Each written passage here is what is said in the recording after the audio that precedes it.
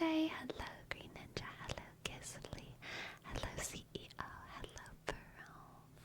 Hello, everyone. Hello, KFC. Hello, Caleb. Hello, Fuzz. Hello, Loser Mars. Thank you so much for your sub. And 66666. Thank you for your sub. And also for gifting a sub. Thank you, 6, for giving us the first two subs of the night. Thank you, 66666. IH click G C I X and the Loser Mars. Hello. Thank you so much for your 3 months. I'm so glad that my videos have been enjoyable and my streams. Thank you, thank you, thank you.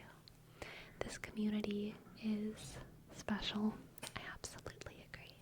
Thank you for your sub. L-O-S-H-K S-E-S-K R-M-S-H-K A-S-K R-S-K C-Z. Thank you, thank you, thank you. And Golden Oreo. Hello, Golden Oreo. Thank you so much for gifting a sub. Thank you, Golden Oreo.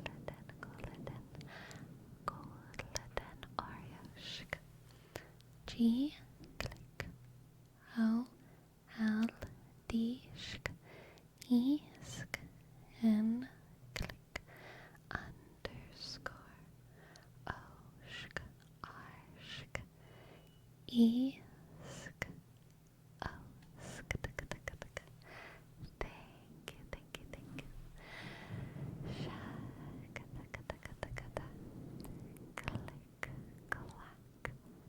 clack. How have y'all's weekends been? What's been up? Graced Fox, thank you for your bits. Thank you, Graced Fox. Yes, we are graced with the presence of the CEO tonight. We are. Click. Y'all, I made some rice and beans with too much Cajun spice. Oh no. It's not spicy, y'all, but I feel like I'm a dune worm with how much spice I'm tasting. That sounds like the perfect amount of spice, okay? If you're eating Cajun food, it's alright to feel a little bit like a worm. I don't know about the dune worms, though, because I haven't seen Doom. But if the dune worms look like they smell like mud and dead fish, then that's the perfect amount of spice, okay? Because whenever you eat gumbo, you should feel a little bit muddy about it. I feel like every good gumbo has kind of a muddy vibe. You know what I'm saying? Same with rice and beans.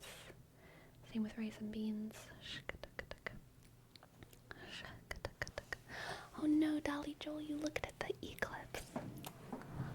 You're not supposed to do that. You're not supposed to look right at it. I'm so sorry that your eyes hurt. Hopefully, we can keep this stream soft enough for your tired eyes. And we can make soft sounds so that if your eyes are in pain, at least your ears can relax.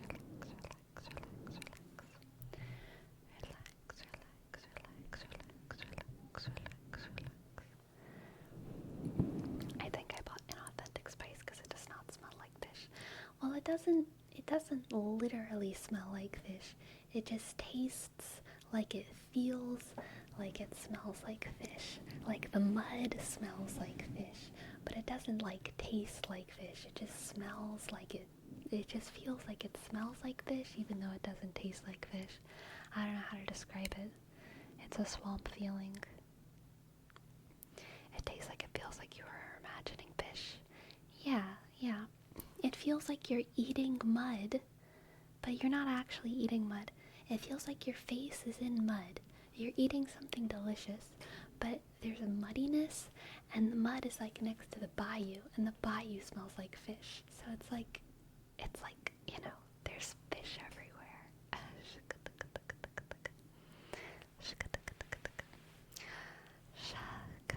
Hello, marathon video was good, but the thumbnail was something special. I'm glad. I'm glad you enjoyed the thumbnails. I'm glad y'all liked the video. Thank you very much. Thank you very much.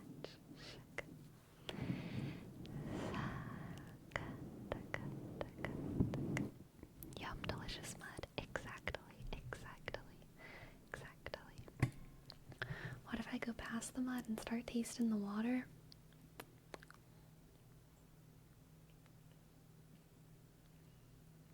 I feel like the dirt's important, you know? Like, the dirt's important. It's gotta be dirty water. How are the nightmares? I haven't had any crazy nightmares in the past few days, so that's nice. That's good. But you know, like, I don't hate having nightmares, so it's not like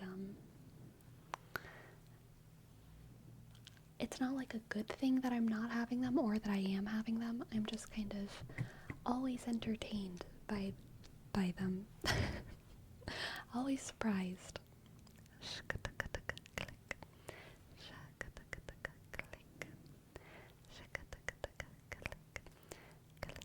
Gotta get one of those banana boats and to drink straight out of the bayou for the most authentic Louisiana gastronomy. Very true, very true.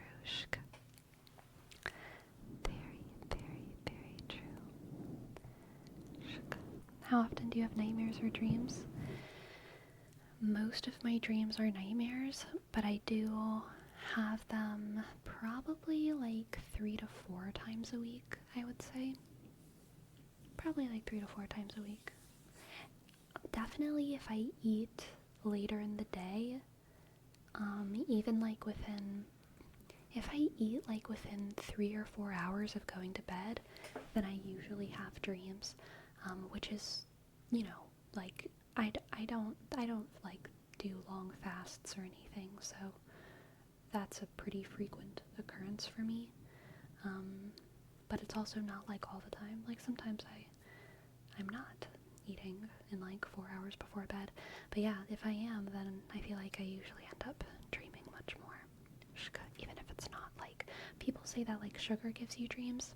And I have noticed for sure that if I do eat something really sugary at night, I will have crazier dreams. But even eating just, I have no idea what that is. I'm so sorry, that's a horrible noise. And I really hope that it ends. It feels like a dog whistle. It feels like a dog is, oh god, thank goodness it's over. Hello, Sinchope. Thank you. Thank you so much for your raid. Hello, welcome in.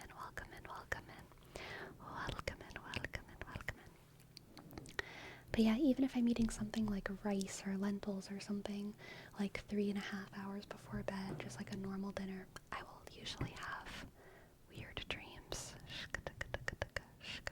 Or I will usually have dreams, vivid dreams, which most dreams are weird, I think, for most people, so that is the way it is. Hello, Grandpa Cool Guy. Welcome in. Hello, Hushed Joe. Hello. Do you usually remember your dreams? So I guess technically, sorry, excuse me. I guess technically they say that you dream every night. So whenever I say that I dream 3 to 4 nights a week, what I actually mean is that I remember my dreams 3 to 4 nights a week, and presumably the other 2 to 3 nights a week I'm dreaming and not remembering them. I always thought the food dreams were only in movies. I didn't think it affected sleep. Oh yeah. Definitely. For me. For sure.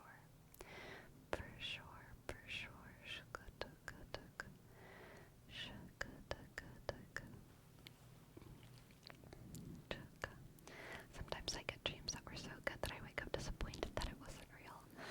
Yeah, me too. Click.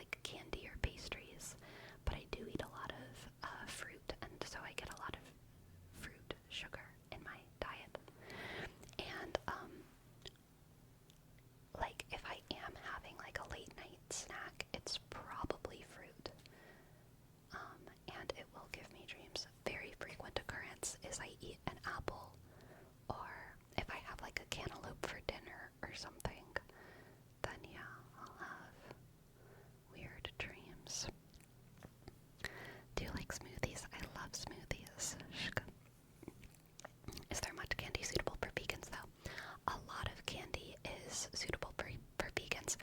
Most hard candies do not have gelatin, so those are vegan. And then there's a lot of stuff that doesn't have gelatin. Gelatin is in like gummy things, but there's a lot of candy that isn't like that. And most dark chocolate is vegan. And definitely like pastries and sweets. They're very easy to bake. So like, I don't know. It's easy to get them. But I just, personally, I've never been even whenever I was little, I didn't like a lot of candy that much. I was more of like a chocolate or like a cookie/brownie person if I wanted sweets. But even as a kid, I did prefer fruit to sweets. We had loquats, sometimes called Japanese plums, growing in my backyard, and also kumquats and loquats. And I loved those so much as kids. I also had a lot of bananas growing up, but something about having your own loquats. I mean, I remember like at night I would just go out and I would get like a bag of loquats and I would just like snack on those late at night because they were so good. Do you like Fun Dip? I think I did when I was a kid, but I haven't had it in long enough to know really anymore. Bitter brush. Hello. Thank you so much for your tip. I'd love to give you a reading. And Green Ninja, thank you as well. Thank you so much. Loquats, yes. Loquats are about maybe this big. Kumquats are smaller. They're about that big, and then loquats are like that big.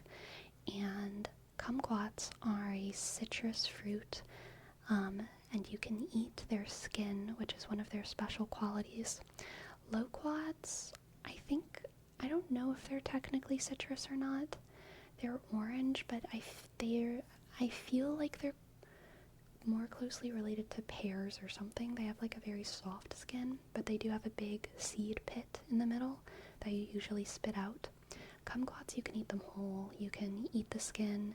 You can spit out the little seeds inside of them, or you can swallow them. It doesn't matter. But loquats, you usually bite into them and you spit out the seed, and the seed is like maybe the size of like my pinky nail or something. Just like one big pit inside. Is it sweet? Yes. I wish I could. Loquats, I would say, are sweeter than kumquats, but there's two varieties of kumquat. There's a more sour variety and a sweeter variety. The more sour kumquat is more common, but the sweet variety of kumquat is the one that I grew up with, and the one that seemed to proliferate in my neighborhood growing up and in my hometown. I only thought that there were sweet kumquats. Whenever I got older, I learned that apparently most kumquats are bitter, and so that kind of made me sad because I was like, oh my gosh, there's all these people in the world that think that kumquats are bitter, but where I grew up, kumquats were sweet. So kumquats are sweet where I grew up, but loquats are a little bit juicier than kumquats, and I feel like maybe the only reason they feel more sweet is because they're kind of more subtle and more juicy. So they're probably around the same amount of sweetness, I guess. But a loquat is much like softer and juicier for sure, and they have a very like soft sort of peach-like skin. A kumquat tree is very short. It almost looks like a bush. It's shorter than an adult. But a loquat tree is tall, like a normal tree, like an apple tree or something. It gets up there. And they grow in little kind of bushels. Is the flavor close to any other fruit from the outside? Looks similar to a peach. Yeah, it's similar to a peach, but it doesn't taste like a peach. I think texturally it's similar to a peach, and I wish I could describe its taste, but I don't really know how to. It's sweet and it's very good. I mean, probably peach slash persimmon is like the closest I could get with profiling it.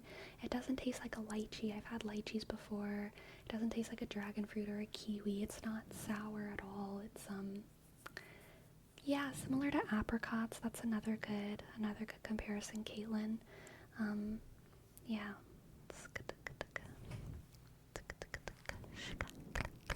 All right, let's get started on these tarot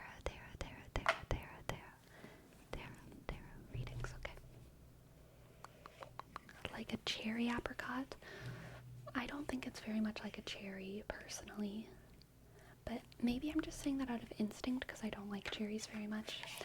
I like cherries. It's not like I don't like them, but they're, as far as like fruit goes, they're like, I would never choose a cherry over like almost anything else. Like cherries like at the bottom of like fruits I like. You know what I mean? Alright, let's do a reading for bitter brush.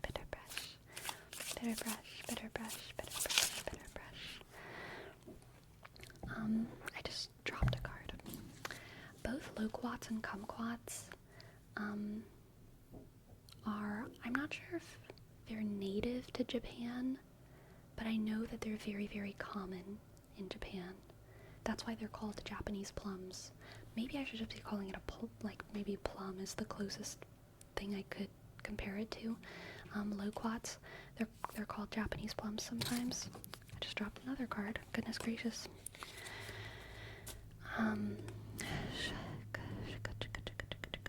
But Louisiana and the Southeast in general has a very similar climate to a lot of Japan. Very, very humid, very, very muggy. The biggest difference, I would say, is that Japan has a lot of higher altitude places, whereas Louisiana and the Gulf Coast in general is, at or below sea level a lot. But when it comes to the amount of water in the soil and the amount of water in the air and the amount of sunlight, the amount of rain, very, very, very similar kind of profiles there. So a lot of trees that grow well in Japan and a lot of foods that grow well in Japan grow well in Louisiana. And the Southeast in general. Okay, bitter brush. What did the cards have?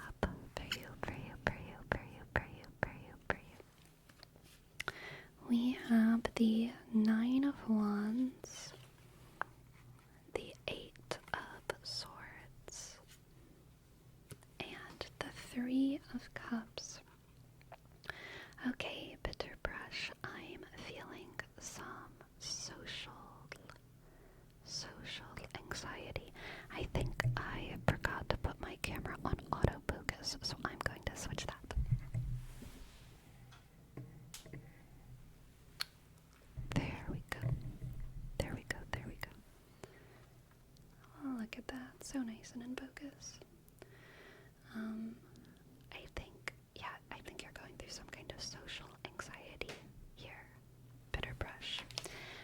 I think there's a lot of potential to have a lot of fun with your friends, but you're feeling scared.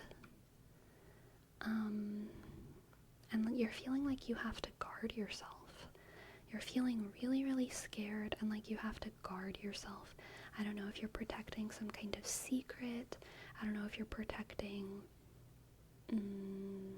your heart, your feelings, kind of not letting yourself be vulnerable, or you're afraid of what would be happen if you were vulnerable, or if you showed some part of yourself to your friends that you feel like maybe they wouldn't like.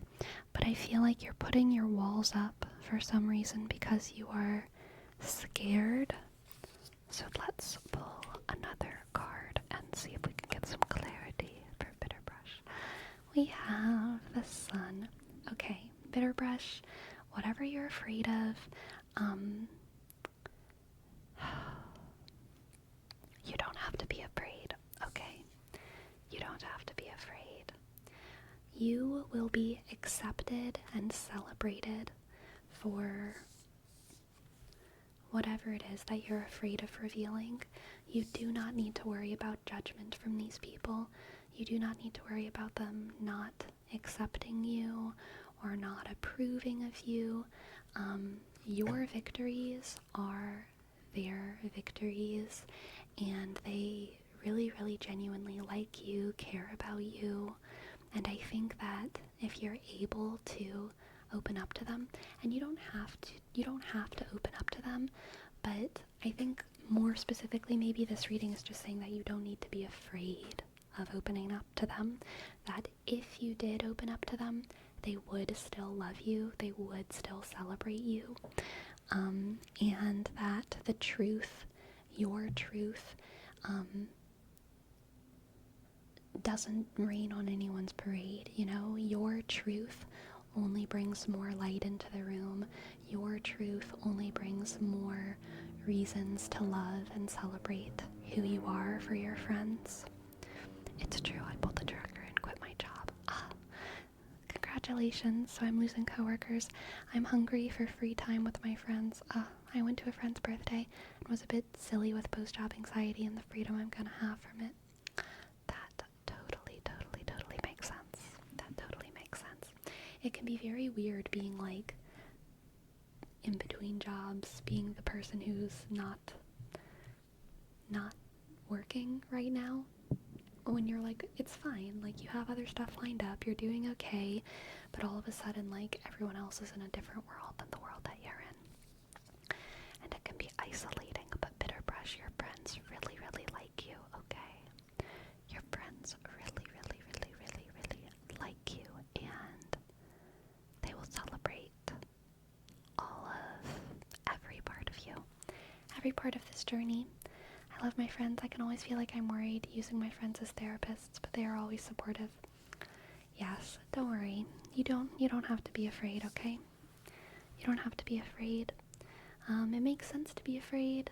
It's not bad to be afraid, but you don't need to hide from these people, okay? They love you a lot, and you're doing great, okay, Bitter Brush? Thank you for letting me read for you. I hope you enjoyed. I hope it resonated.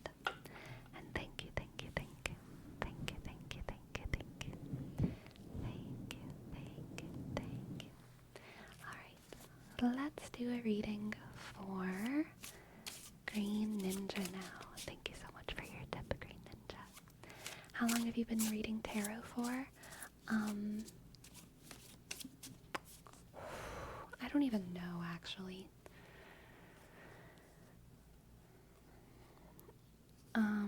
I kind of grew up with tarot in my family, so I've been sort of doing it for forever, but I wasn't really taking it seriously or like really dedicating myself to like trying to learn and memorize everything until I think around 2019. But I already knew a lot of it at that point just from my upbringing, so it wasn't hard for me to memorize it. Like, basically as soon as I decided that I wanted to memorize everything and like do more readings, it only took me a couple days to like, you know, just like go through them like flashcards kind of, and it felt like I was reminding myself of stuff that I already kind of knew. So 2019 I would say is when I started doing it more seriously and like diving more into the history and philosophy and stuff of tarot, thinking about it more critically. And it is when I started getting more comfortable doing readings for other people, for sure. So yeah, I'd say 2019-ish. Bitter Brush. Thank you, Bitter Brush. Thank you, Bitter Brush. Thank you so much for your prime. Thank you. B, click, click. I, shk. Double T, skutaka, click. E, shk. R, shk. B, shk, shk. R, sk. U, sk. S, H, click. Bitter Brush, Bitter Brush, Bitter Brush. Do you have any tips? My biggest tip for tarot is always learning numerology and astrology alongside tarot, because they all feed each other, and learning them all can help you memorize them all.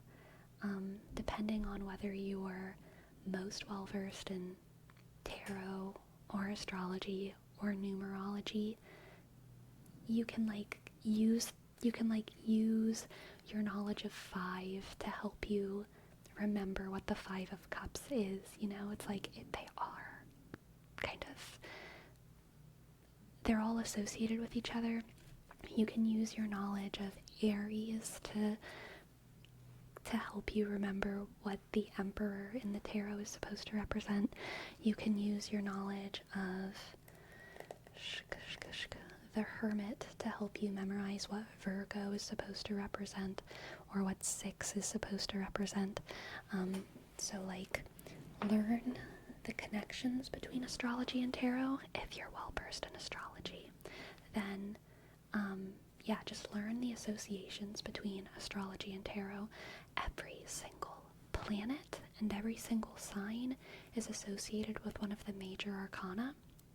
So memorize those connections, and then, you can already use all of your same ideas about earth and fire and air and water in astrology and apply them to, the pentacles, the wands, the swords, the cups. And yeah, that's my biggest tip. Just integrate. Takan, thank you for your prime. Thank you so much. Thank you, Takan. D, click, A, C, A, shk, N, click, D, click, A, shk, C, A, click, N, shk, shk, Would you consider tarot to be inextricably tied to mysticism or esotericism? Or do you think someone would be able to learn it as a way to facilitate practicing mindfulness? Yes, there are people who practice tarot, they practice secular tarot, basically, where they just use it, not as any kind of mystical practice. You can practice tarot and be an atheist, basically, and they just use it as a tool for self-reflection and mindfulness. Yeah, it's very common. Personally, I get a lot out of it by diving into the mystic aspects of it, for sure, but also I can kind of understand the secular practice of tarot, and I think that my personal practice of tarot is not very religious and often not mystical. I think that the way that I do tarot, even though it is insightful in a lot of ways, I'm not often having a mystical experience doing tarot. So even though I am someone who's religious and spiritual, my practice of tarot isn't necessarily spiritual.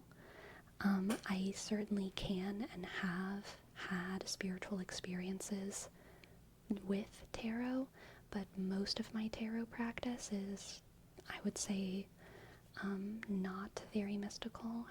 I'm mostly using it just as tools for introspection and whatnot. Okay, now let's get into a reading for Green Ninja. Thank you for being patient. Green Ninja.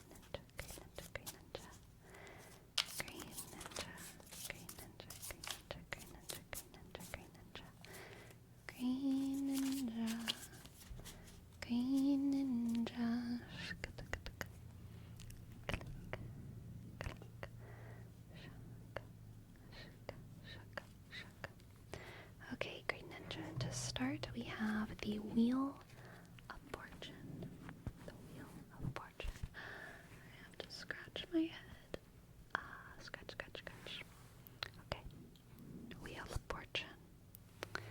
the Ten of Cups and the Knight of Swords. Interesting. Okay, I almost called you Wheel of Ninja. Green Ninja. Good things on the horizon. Good things, very, very good things on the horizon. I think, really quickly and kind of unexpectedly, I think that you are going to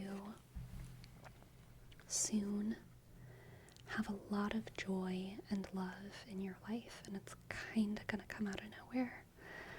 There's kind of gonna be an experience of like, oh my goodness, what the heck, I'm surrounded by love. And it's gonna be kind of an internal experience, but also probably triggered by something external, but just really getting that feeling of belonging in the world and loving the world and feeling like the world loves you back. And I think that this moment is going to be almost an awkward stop in your momentum. I don't think it's going to ruin your like forward progress in whatever journey you're on, but I think that you are very swiftly moving, flying, and following some sort of goal right now, and you have kind of a sort of tunnel vision on like getting to the next step, and just moving forward. And I think this moment of great love is kind of gonna like sneak up on you and smack you in the face, and it's gonna be like an almost forced stop and smell the roses moment, but it's gonna feel good. It's gonna feel really, really good.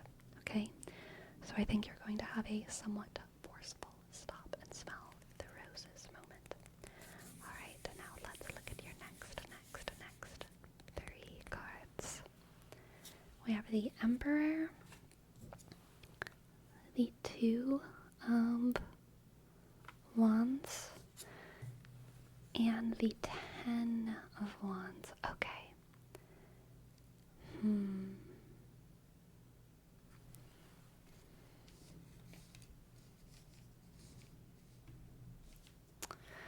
So I am thinking about the Oregon Trail right now. Green Ninja, I don't know if you've ever done a long travel west, but something that surprised me whenever I was driving from Louisiana all the way to Oregon, basically doing the classic Oregon Trail, is that there's a lot of, like, the Oregon Trail was like a way bigger deal than I ever realized it was, honestly. Like, maybe this is very naive of me being from the East, but so much of the West is like there's kind of like Oregon Trail monuments and viewpoints and historical stuff like all along the trail, you know, from Texas through Kansas through New Mexico and Idaho and Colorado. There's Oregon Trail stuff. There's Oregon Trail stuff like everywhere. And an important part of why is because a lot of people who did the Oregon Trail didn't finish, but it wasn't a bad thing. They stopped and like they were like, this is far enough. That river over there, too much of a problem. And this place looks beautiful. This place in New Mexico. This place looks beautiful. This place in Colorado. This place in Idaho. I think I'm going to stop here and I'm going to help start this beautiful town. And they probably were able to start better lives in that random small town in Idaho than they would have if they had continued on the very, very dangerous, very precarious, very taxing Oregon Trail. And so a lot of towns along the Oregon Trail were founded by people who decided to stop before they made it to the end, to settle early, and to build a place for their family outside of Oregon. And that's kind of a vibe that I'm getting here with you. I feel like you have this forward momentum, and then all of a sudden you're going to be smacked in the face with this sort of plentiful, bountiful love. And I'm feeling like you're kind of going to need to make some sort of executive decision of like, maybe I've gone far enough, and maybe this point in the journey is where the journey should end in order to ensure kind of the maximum happiness and prosperity for me and the people who I love. Maybe stopping early is actually the best solution. And it's not about settling in the sense of like, oh, I'll settle for less. It's about settling in the sense of like, I think stopping here is better than some idea that's been sold to me about what's out there that I cannot guarantee is even real. This right here is awesome. I'm gonna stop here because this is great. This is great, you know? And then all of a sudden you have like a Boulder, Colorado, which, like, let's be real.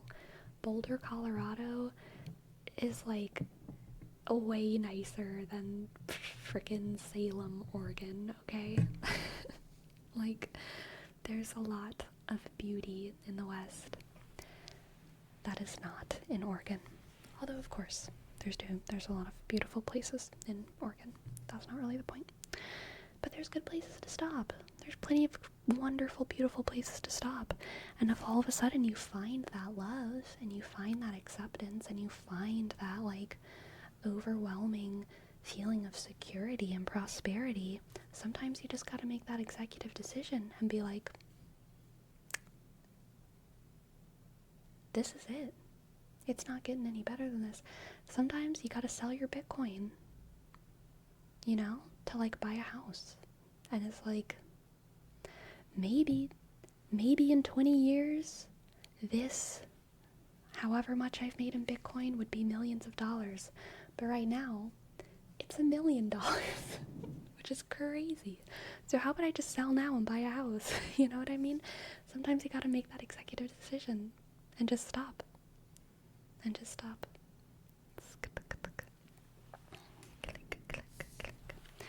And then you're hit with the amazing feeling of, now I get to look at my future in a new way. Now I get to stop here and do different things with my time rather than spend the next year trying to make it to Oregon. So what am I going to do for the next year? For the next year, maybe now I'm building my house, starting my business, making new plans with my family. You're winning so much time back in your life by stopping something early. Winning so much time back in your life by stopping something early, okay? Let's get an oracle card for you. An oracle card.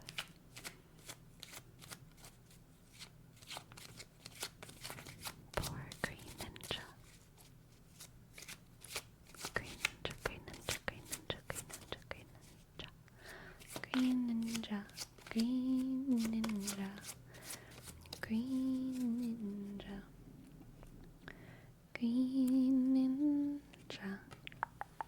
Leo, Leo, Leo, Leo, Leo, Leo, Leo, Leo, Leo, Leo, Leo, Leo,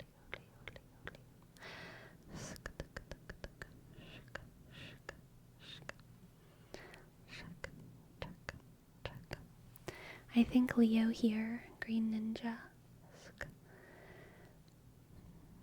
is letting you know that sometimes when the sun is shining, you've got to, oh wait, let me adjust my metaphor. You're on stage, as Leo is, the performer. Sometimes the spotlight isn't exactly where the X is. when it's show night, you stand in the spotlight, not where the X is on the stage.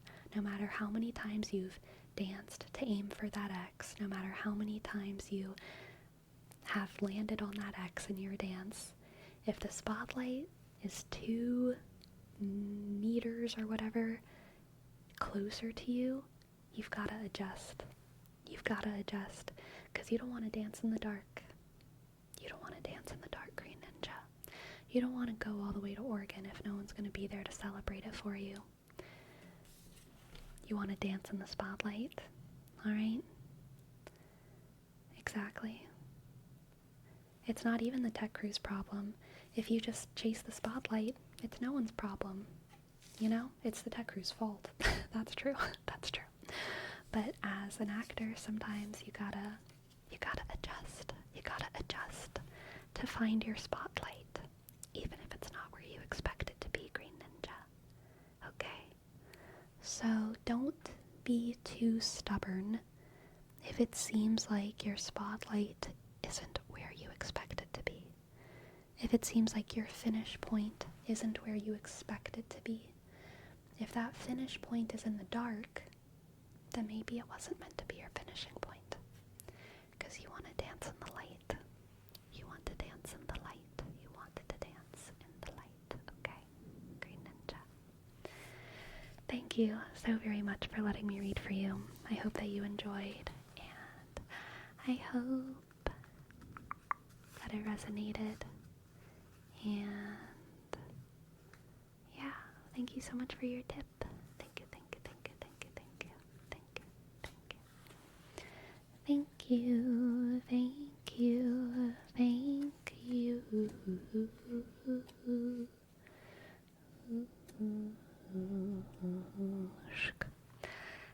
Hello, set of birds, thank you. I need to do something I forgot to do.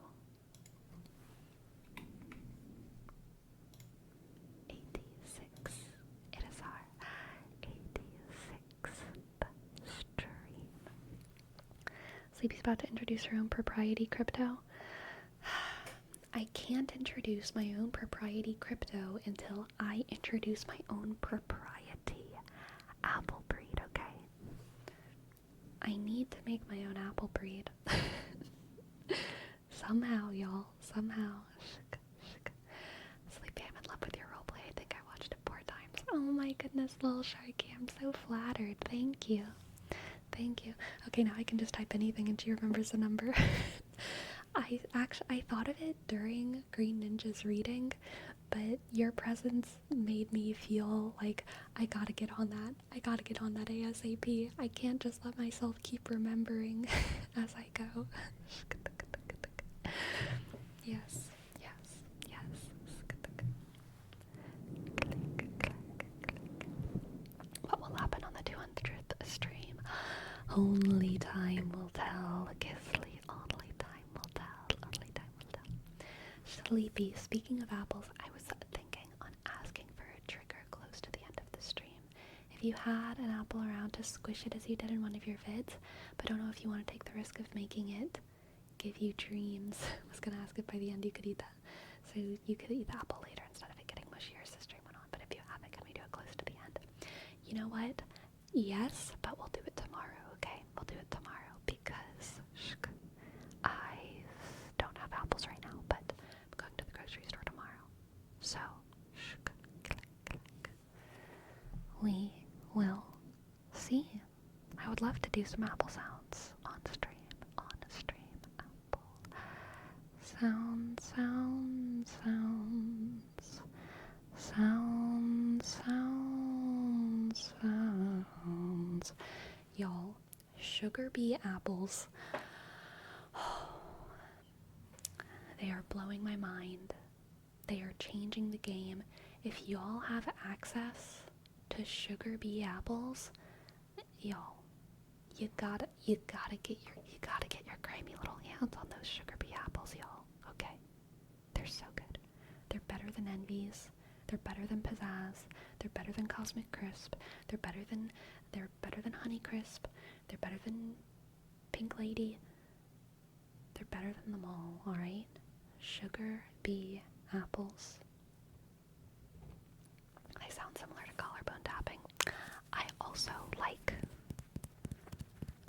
collarbone tapping. And I can see what you mean.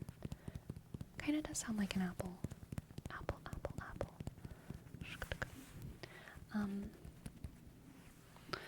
Have you heard of the fun little fact? Have you ever heard of the fun little fact that you can actually bite your finger off as easy as you bite into a carrot, but your brain stops you because it's your finger, and that's important, but you can actually just crunch through your finger as easily as you would a carrot. I don't know who found that out, but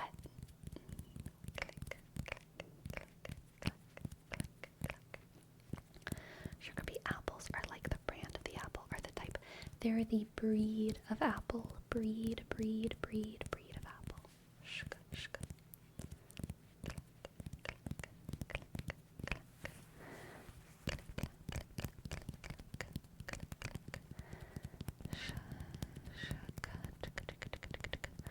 Someone tried it with an authentic fake hand. An authentic fake hand. I think that's an oxymoron, but I'll accept it. With bones and all. An authentic fake hand with bones and all. That sounds so sketchy. that sounds like someone tricked someone into biting into just like a real hand. This is an authentic fake hand. It has bones and skin and DNA and nails, and it came from a body, but it's fake. It's just authentic. It's authentically fake. It used to belong to a girl named Margaret. She was not real though.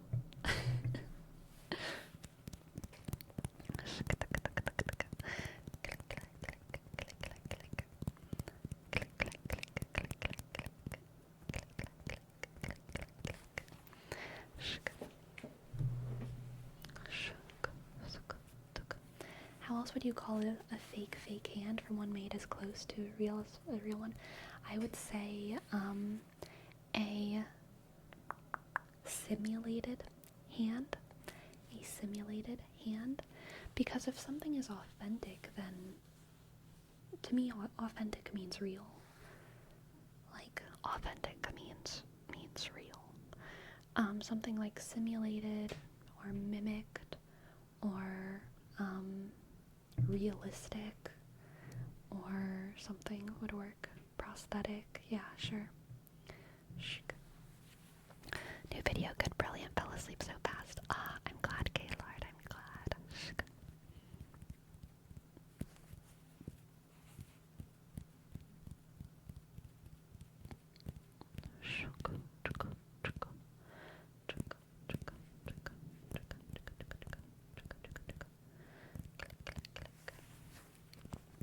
I think it was made out of something like what they use for practicing tattoos. Gotcha. Sleepy, how did it feel recording so close to the camera? Was it easy to stay in the frame? Yeah, it wasn't too hard, honestly. It was, the hardest part was my posture. Like, I was in a very strange position. The camera, I think I did most of it kneeling, actually, and the camera was slightly below me, and so I would kind of alternate from being like sat on my knees to being up on my knees to being sat on my knees to being up, which was just it was very strange positioning for me. I probably couldn't have done that for too long, just for like body reasons. It would have been uncomfortable, but it was fun. It was fun to do something a little bit different. Do you use the viewfinder while recording? Yes, I do.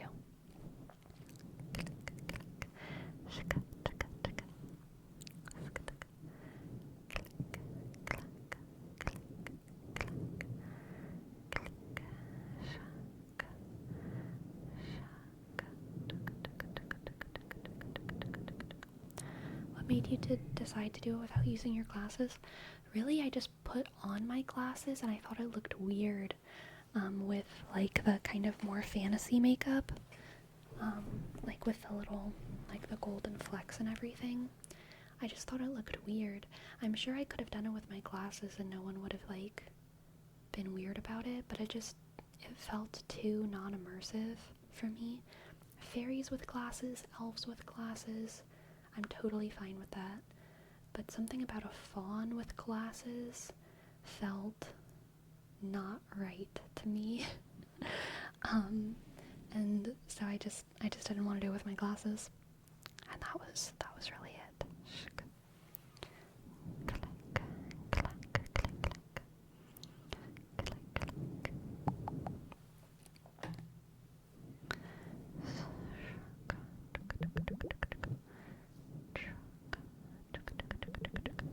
Does Mr. Tumnus have glasses?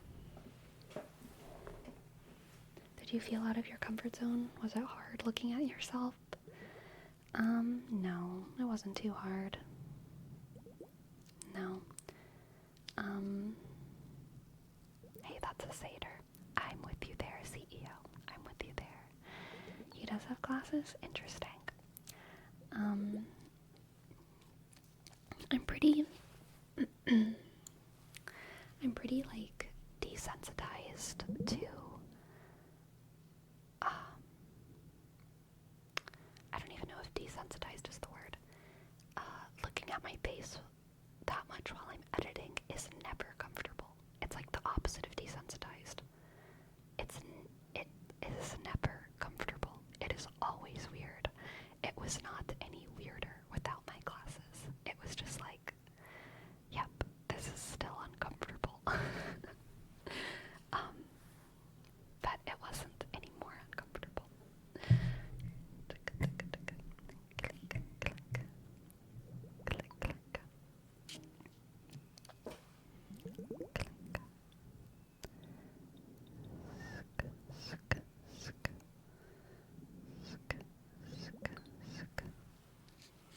You've just learned to work through the discomfort. Yeah, for sure.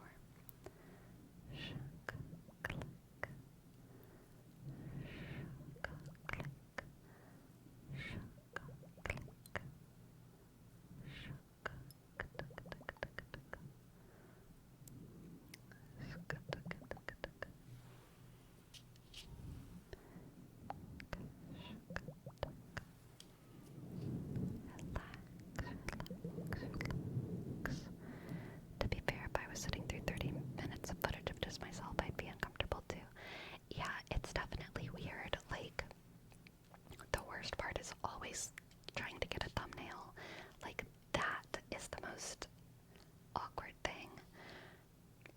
Because, I'm gonna clear my throat really quick, just a sec.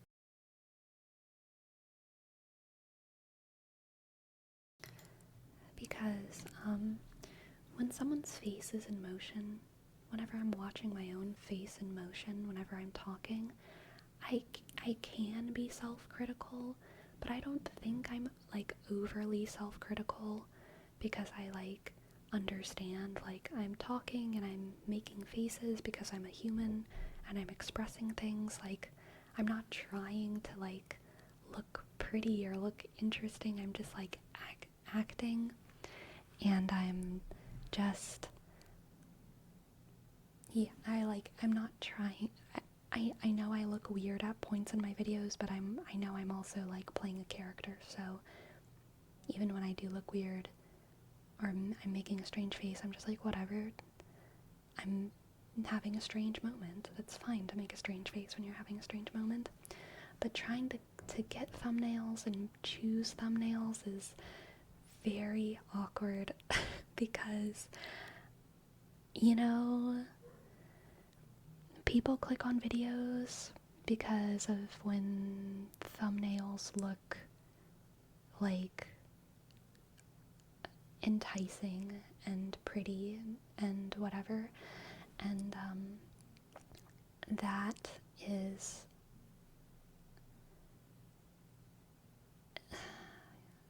it's difficult to achieve and find something satisfying, and it's hard to know, like, is this face versus that face gonna be, you know, the one that people want to click on, blah blah blah blah blah.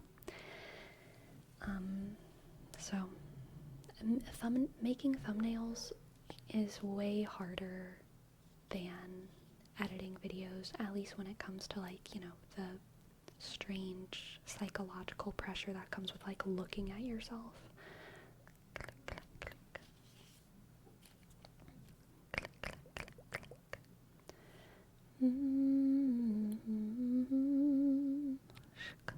click, click, click. Agree. I'm fine with being in videos, but pictures, nope, I avoid them as much as possible. Yeah, for sure.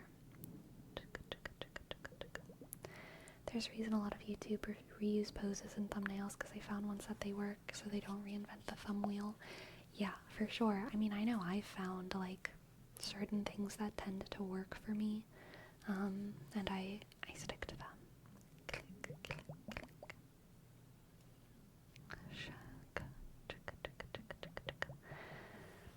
Do you take a different picture or after recording to try posing for the thumbnail? Or do you select a frame from when you already recorded? I do both. I try to remember to pose for a thumbnail after I finish recording, but I oftentimes forget. Like, a solid 50 to 60% of the time I forget to do the thumbnail pose. And so then I'm like, okay, just gonna try to find a frame. Try to find a frame.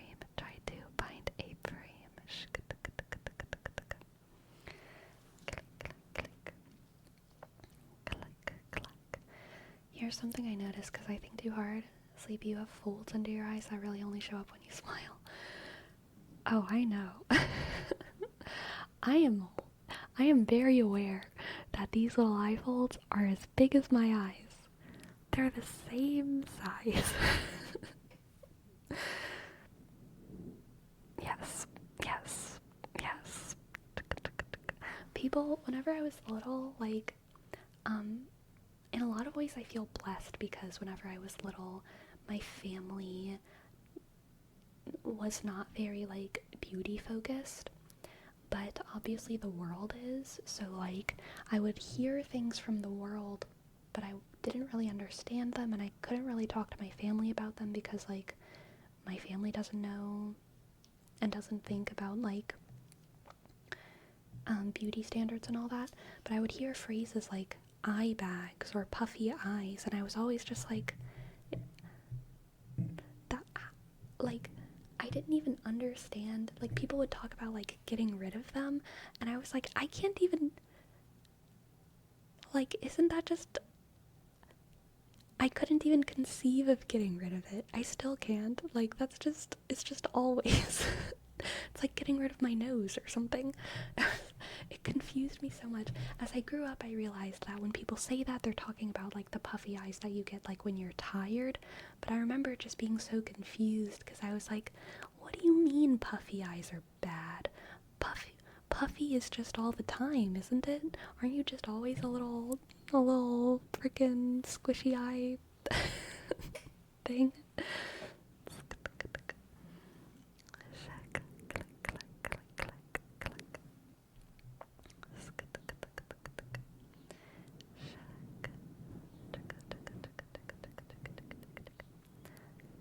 If your eyes are puffy, that means you're smiling. Yeah, that's true. As a rule of thumb, I tend to think that we all notice way more about our own physical appearances than other people do. Absolutely. It can be helpful to keep in mind when you're feeling self-conscious. Yeah, for sure.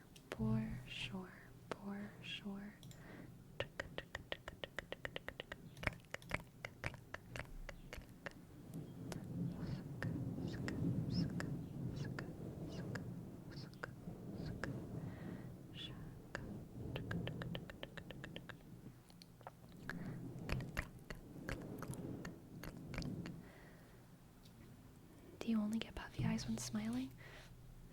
Angry. I get hooded eyes when I'm angry. But when I'm angry in real life, I don't do that. If I'm angry in real life, this is my angry face. I'm imagining someone being horrible.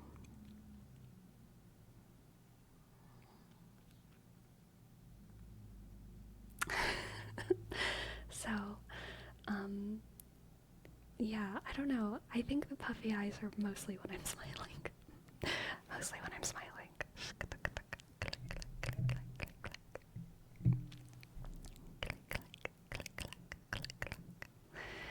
Sleepy, can you show us your war face? I can't show the war face because I couldn't do it unless I felt the freedom that comes with not doing ASMR. It's kind of like how I can't like make a dolphin noise right now. I know it's like screaming is different from making a face, but they're very intrinsically tied. I also couldn't like silently do a dolphin noise. Like it would be like too much of a mind fuck.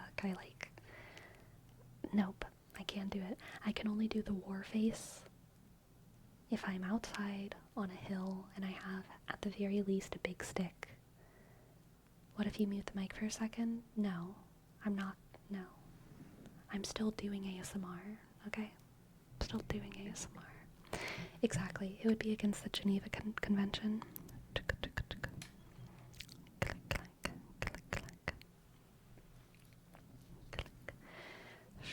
Do you feel certain pressure to try and look extra pretty? Yeah, for your videos and thumbnails? Yeah, definitely. 'Cause like, I mean, yeah, just, yeah, like, yeah. Yeah.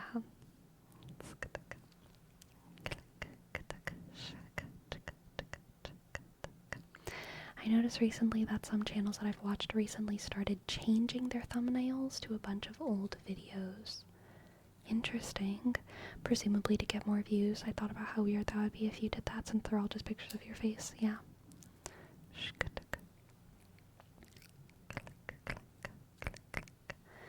I think that's the point of every thumbnail, though. It's not like you're trying to do anything new. Everyone does that. Yeah, for sure. It's kind of like if you're auditioning for a show, you've got your headshot. Every actor, no matter what your type is, no matter if you are, as an actor, if you're a, like, monster expert, and what you do best is, like, Caliban type characters, swamp monsters, and you play, like, the Hunchback of Notre Dame, and you play LeFou, and that's your type. You're, like, kind of, like, supposed to be ugly and awkward and grimy. Even you have to get headshots that make you look as attractive as you can, even if you go into the audition room and get into your ugly vibe and start, doing your audition as a little weirdo, and then you get cast your headshot. It's expected to try and look as attractive as you can. It's just like the convention. And I don't think all thumbnails across YouTube are like that. There's some spaces on YouTube where the point of a thumbnail is not to look attractive, depending on like the genre of video, but in ASMR videos, yeah, it definitely is. And it is awkward, but you just gotta do it.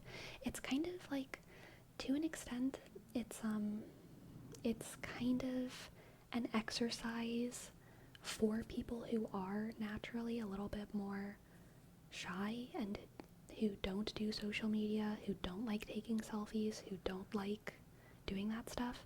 It's an exercise in humility to just be like, I just gotta do my job and take the fucking thumbnail. You know what I mean? I'm not gonna half-ass it. I gotta try hard to get the thumbnail and just post it, even though I will never look at my thumbnails and feel like super fun and happy about it. It's just like an exercise in humility. Do the thing. You know what I mean? Discipline.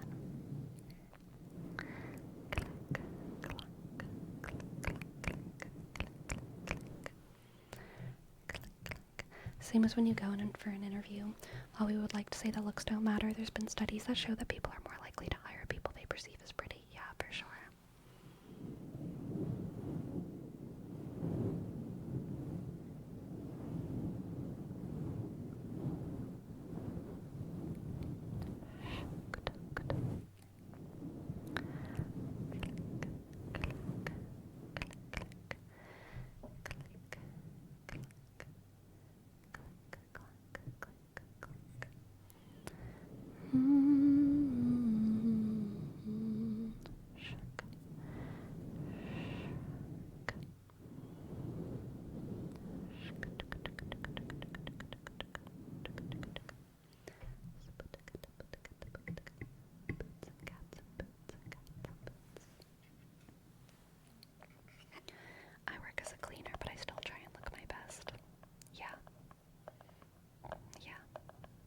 That's fair.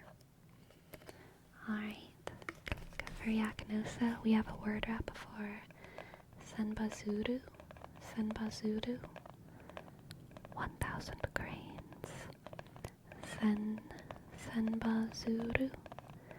Senbazuru. Senbazuru. Senbazuru. Senbazuru. Senbazuru. Senbazuru. Senbazuru. Senbazuru. Senbazuru. Senbazuru. Senbazuru. Senbazuru. Sleepy in other people's videos, what piques your attention on their thumbnails, their face, or whatever surrounds them? You know what? I feel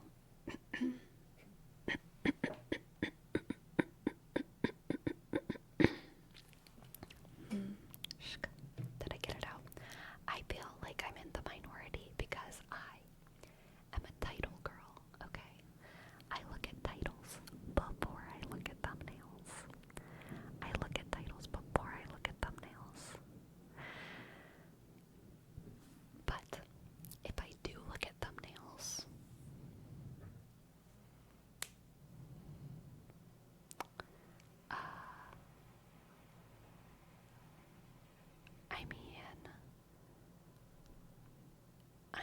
I don't know exactly what I'm looking for. I look at titles. I look at titles. I look at titles.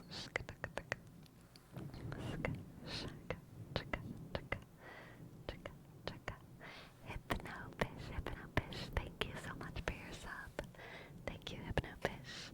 H, click, Y, click, B, sk, N, sk, O, sk, F, sk, I, dot, S, H, click, 9, click, 9, click, click, click.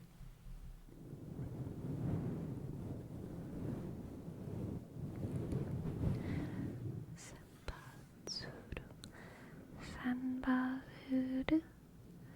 Senbazuru. Senbazuru. Senbazuru.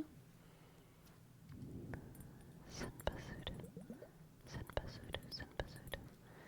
Senbazuru. I also look at titles because YouTube thumbnails are often garish and unappealing. Yeah. My main problem with thumbnails, at least for ASMR, is that they aren't descriptive as to what's the content of the video. Very true. A thumbnail with the dude staring at me doesn't tell me if they'll start tapping or crinkling newspapers, and I prefer tapping. Yeah, for sure, for sure. Hello, Ember Softly. Welcome in, welcome in.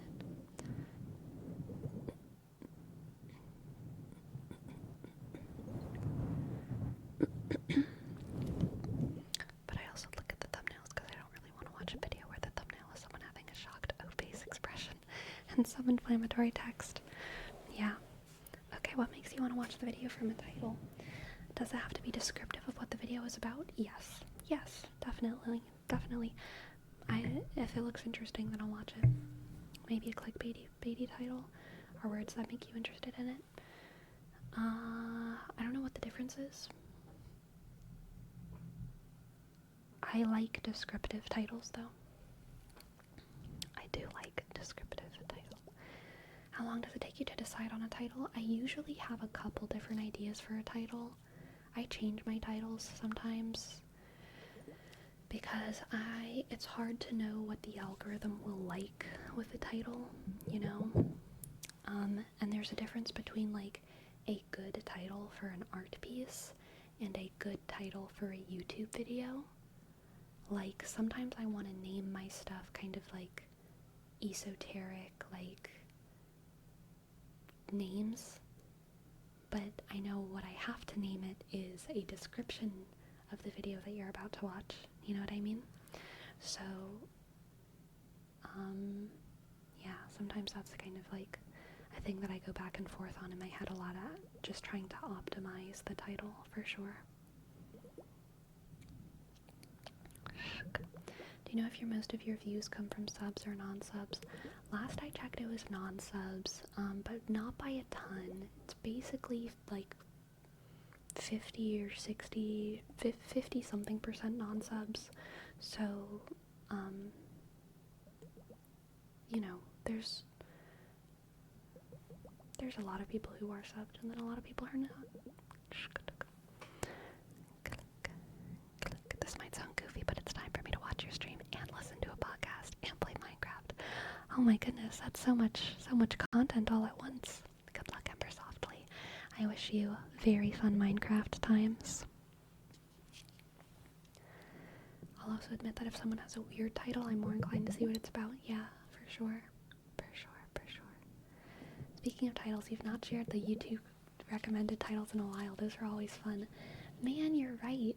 Let me check and see if there's been any good ones recently. I might not have shared them just because there haven't been them. YouTube doesn't always automatically generate a title. It just sometimes does. Let's see. Yes, there's no recommended ones for the fawn video. No recommended ones for the friend video. No recommended ones for the Is This Your Eye? Can You Feel This? No recommended. So yeah, I might have just not been doing them because there's no recommended ideas. Maybe they ended that little initiative, which, like, I wouldn't be surprised because their recommended title ideas were always hilariously bad. I'm gonna do a quick go through of my videos and see if there's been any. But yeah, it really looks like there hasn't been in a long time.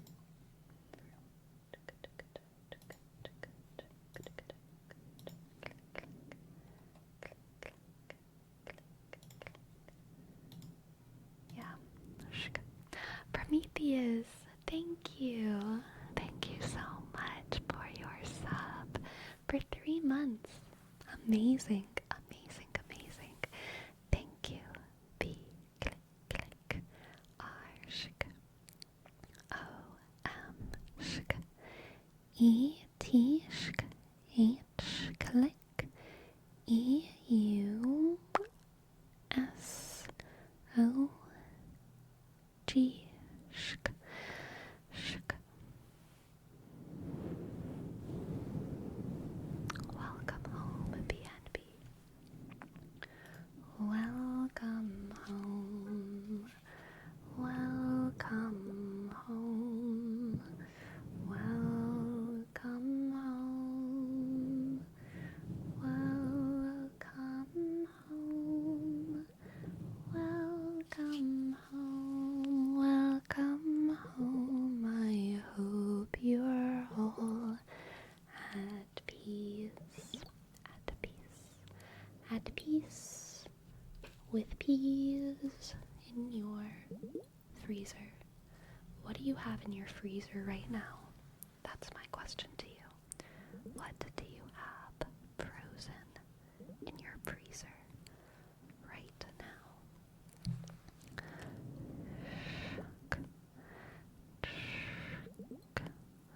An authentic vegan. Good, very good. Hello, Penny Linguini Lamborghini.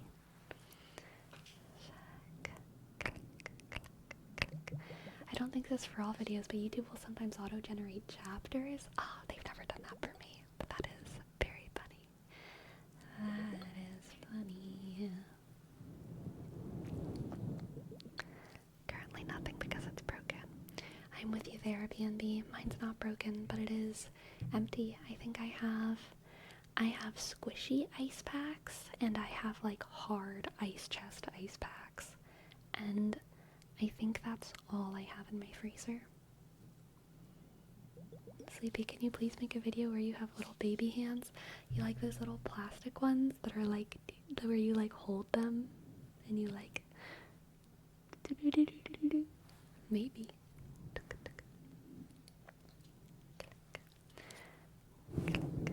What do you want me to do with the little baby hands?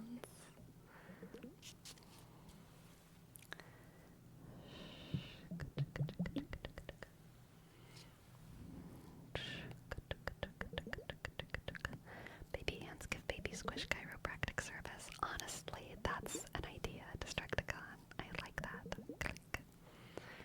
Little tippy taps. What if I somehow, like, I would never do this, y'all, because it requires too much expertise. Oh, what's his name? There's a very good cinematic ASMR channel. I need to call up this person who I can't think of their name. It's not Jesus, but close.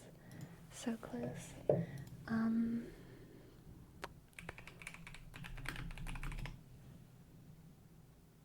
I need to hit up Atlas, thank you. I need to hit up Atlas ASMR for this idea that Agan just gave me of doing like layered video, but where you have little baby hands coming out of all sides of the screen, and they're all like coming in, but they're not like transparent or anything. They're like all fully there on all sides of the screen. I feel like I could get Atlas to do that. I have no idea what he's like, and he has no idea who I am, but I mean, maybe. Loads of videos. Yeah, for sure.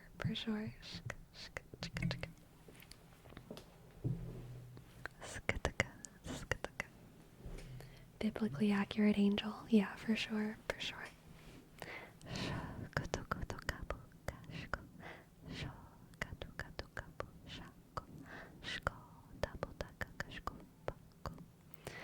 Just face touching with fake little baby hands. Yep, exactly.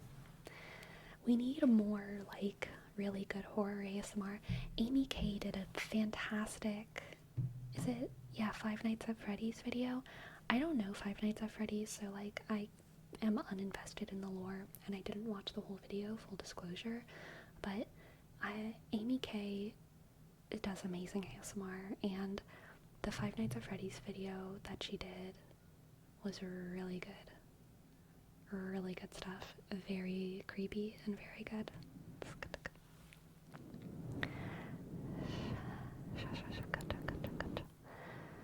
Sleepy, do you use the freezer for something?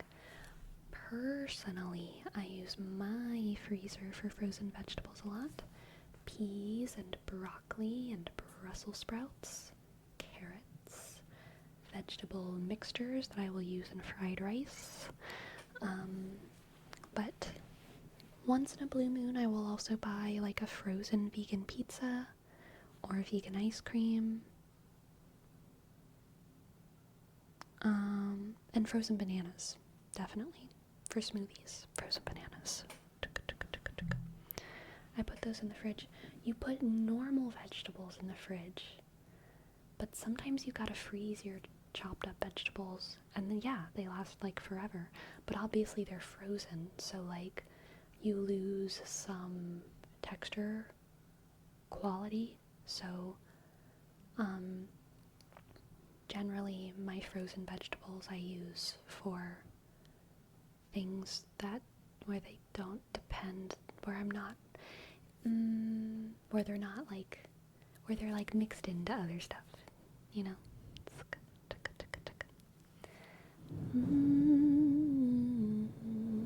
Why do you say it like that? Why do you have to emphasize your freezer?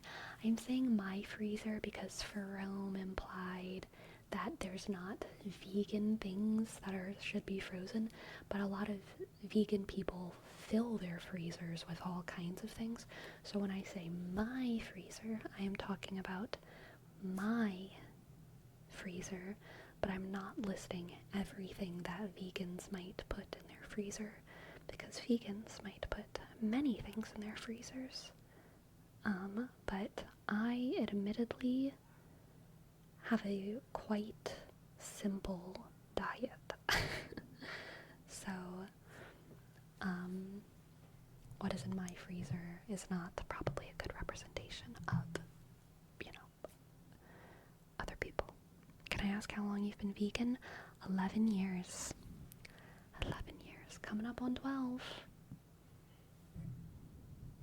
Not really coming up on 12. We're like November. November's the veganiversary.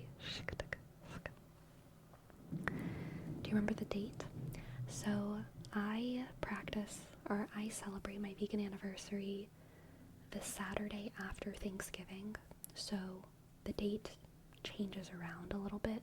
It's not exact because Thanksgiving is the fourth Thursday in November. It's not a actual date. And so my vegan anniversary is the Saturday after the fourth Thursday in November. Yes. Yes, Dominic, you've got it. The veganiversary. That must have been a really horrible Thanksgiving. Yes, Saggy Iguana. Because in September was when I started wanting to go vegan, and I was 15 at the time, and my parents were very skeptical and very cautious and very worried about it. And so kind of our compromise was like, okay, I'm not going to go vegan now. I'll give myself till the end of the year. It was September at the time, and I was like, I'll use this time as a transition into veganism. And I basically went vegan then. Every now and then traveling, I would have something that wasn't vegan. And there were a couple times whenever I was like with relatives or at parties where I would have like an hors d'oeuvre or something that wasn't vegan. But I was eating like probably 80 to 90% plant-based starting in September of that year. And then Thanksgiving was a big family Thanksgiving, and I didn't want to be a problem, and I wasn't actually vegan yet, of course, so no one was making vegan things. And in order to kind of like appease my family, and they didn't force me to do this, I was just like a quiet kid and I didn't want to cause trouble, so I just ate what I was expected to eat. I ate I ate like the gumbo, and I had ham, and I had mashed potatoes that were full of butter, and I had shrimp etouffee, and I had all these things, casseroles, I had deviled eggs, I had like all of the Thanksgiving things, pampandu. And after that, I was so like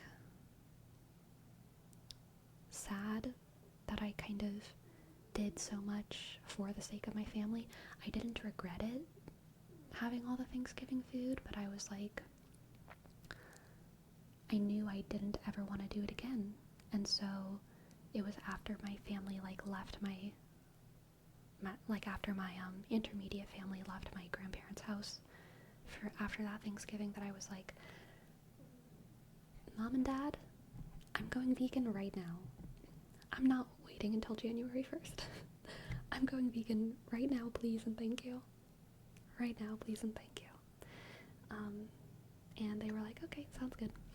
So, Saturday after Thanksgiving. Was that your last Thanksgiving with your family? No.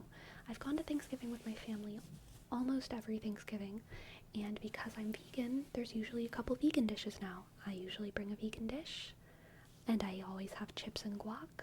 There's almost always a veggie platter, and because I'm actually vegan now, and my relatives know that, usually at least one or two of my aunts will be like, I'm gonna make a vegan casserole. You know what I mean? So I have a wonderful family. Both sides of my family are I love them. I love them with my entire heart and my entire mind and my entire brain, okay? Obviously not all of them even understand veganism, know what it means, especially my grandparents. every single year they're like, is fish vegan? You know, like every year. And that's fine. I still I love them. I love them to death. But you know, there's always like one of my aunts is going through like a hippie phase or like a health phase, and they know what veganism is, and they will cook something up. And that's fine. It's great. It's always great. And yeah, I mean, like, even if there isn't anything vegan except for what I bring and chips and guac, like, the point of Thanksgiving isn't actually the food, you know? It doesn't matter that much if I can't eat the food at Thanksgiving, because I still get to see my family, and I get to hug them all, and they get to hug me, and we all get to sing songs together and tell stories and all of that.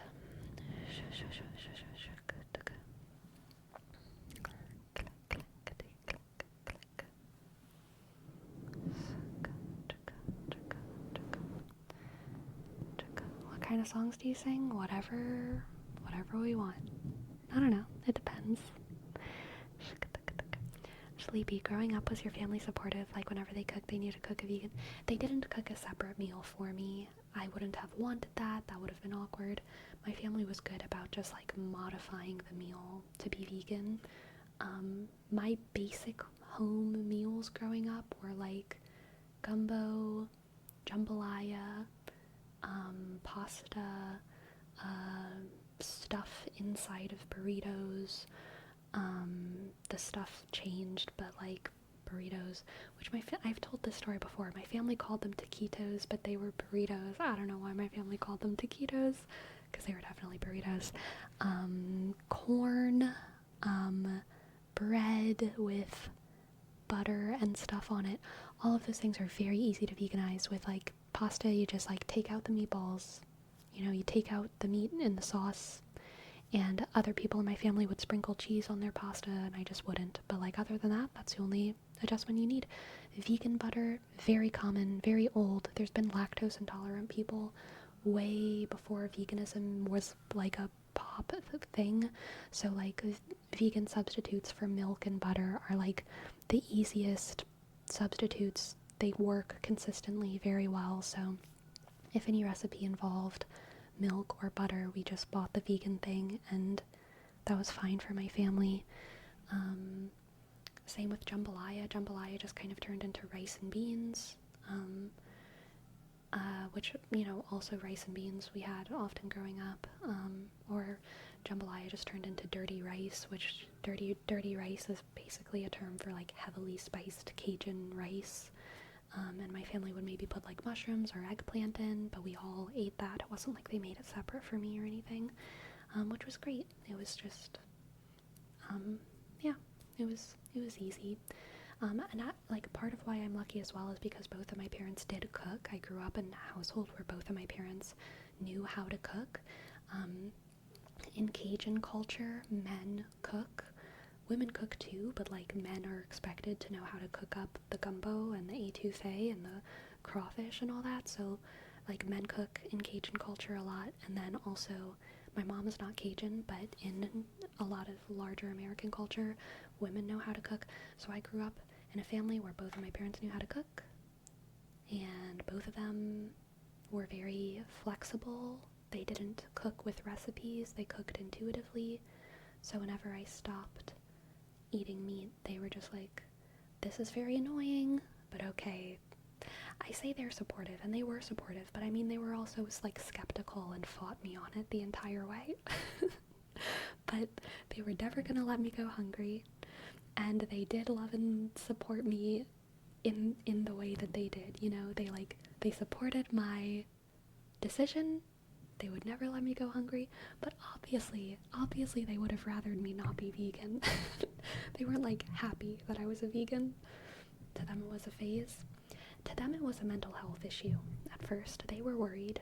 They were worried for my mental, which is fair, because I had been going through like mental health stuff. So whenever I brought up that I wanted to go vegan, they were like, oh God. You know? But Eventually they understood the reasons that I was vegan, and now they definitely understand that it's like an important part of like my perspective on the world, and they know it's not going anywhere. It's been long enough. You're Cajun? I'm a distant cousin from Acadia in Canada. Ah, very nice, very nice. Yes.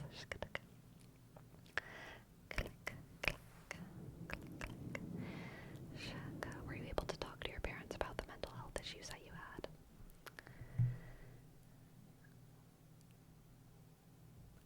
I was able to talk to them as much as was absolutely necessary, you know? But like,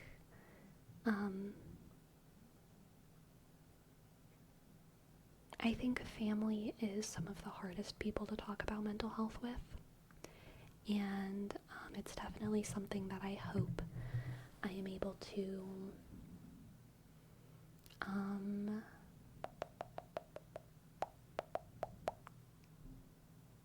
continue to improve on in my life and in general, but then also with my family, you know?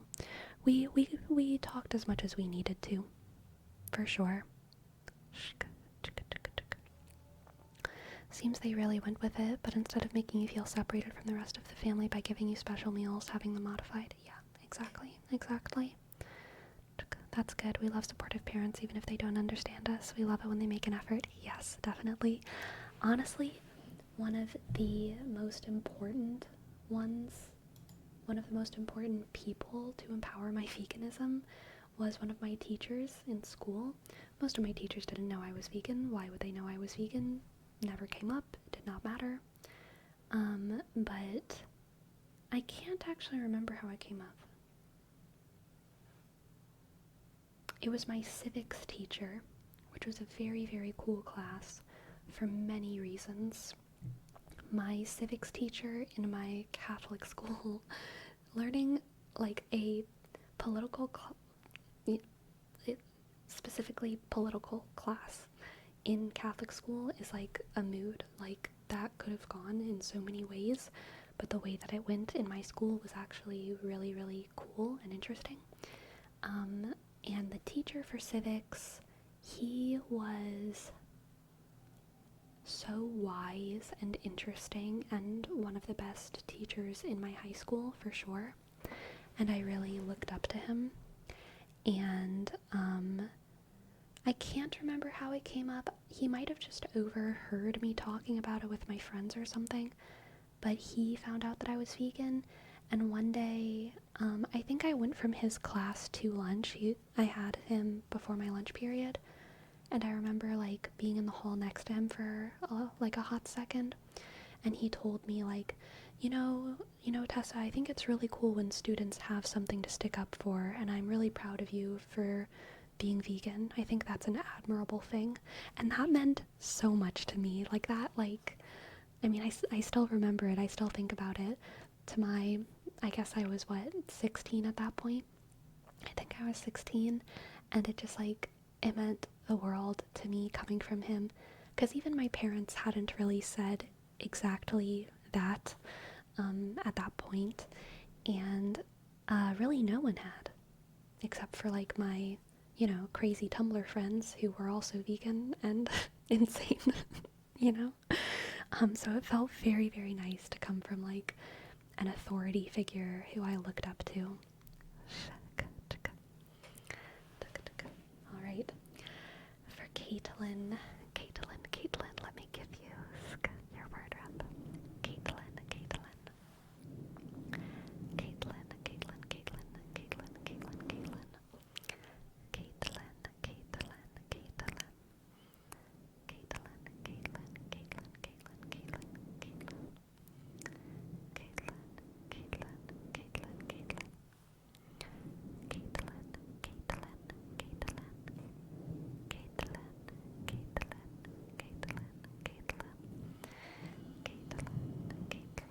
Yes, Golden Oreo. It is very, very nice to receive a compliment like that from someone.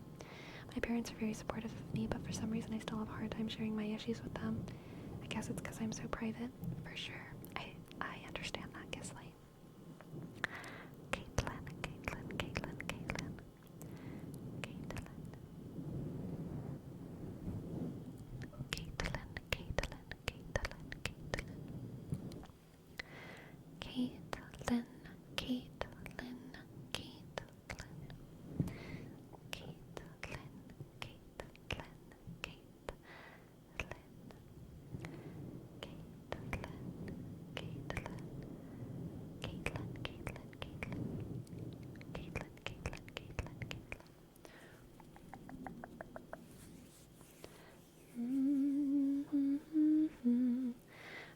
teachers underestimate the influence they have on students in their formative years. So it's definitely cool when one is cognizant in that way and steps up in a way that matters. Yes. Yes. I agree. I agree so much. I agree so much. So my civics class was interesting because I went to a very conservative Catholic school, and in my conservative Catholic school, everyone was Republican. It was not questioned. Like, that was just the way it was. There was no question. If you were not Republican, you were like actually insane. Like, there were even the couple kids who were like going through their atheist phase, they were still Republican even though they were like 16 and no one could vote. Like, just republicanism was the school, but also people weren't really politically educated. It was just like, if you're Catholic, you're pro-life, and if you're pro-life, you're Republican, and that was really the only policy that mattered. That was all that mattered, and that was all there was to it. But the civics teacher in my school was the only remaining staff member who was a vowed religious, which means that the staff of the school used to be almost all brothers and sisters, but as time passed, there were less brothers and sisters to fill those roles. So the only teacher who was still a brother was my civics teacher, the only one left in the school. And little Sharpie. So he was the only representative of the vowed religious at my Catholic school, and he was the only out Democrat in the school, which created a very interesting dynamic, because in a lot of ways he had kind of this religious authority over a lot of most people in the school, but on the other hand, he was considered ethically deviant for being a Democrat. But he was a Democrat for the reasons that many vowed religious in the United States are Democrats, which is because of their dedication to the poor and the impoverished, and other kind of basic progressive positions about giving people resources who are in need.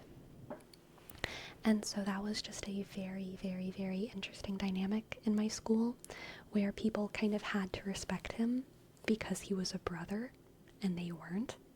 But also, he was like a Democrat, which I cannot express to y'all how much being a Democrat was like being I'm trying to think of like a bad thing. There was nothing that was worse than being a Democrat in my hometown growing up.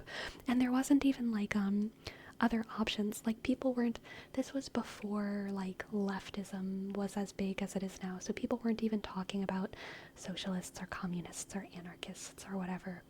The only people who mattered were Republicans and Democrats. No one was an independent. Like, my town was just all Republicans. And then there was the Democrat, the brother, who was teaching the civics class, which terrified all of the teachers. All the teachers were like, I can't believe, because they wanted a religious person to teach politics, because why would they not? But also the only religious person that they had was like a Democrat, so they were like, it boiled everyone's brains. But that teacher was happy, he was wise, I adored him, and I was in my Tumblr era, so I appreciated that little bit of more progressive thought from him, for sure. For sure.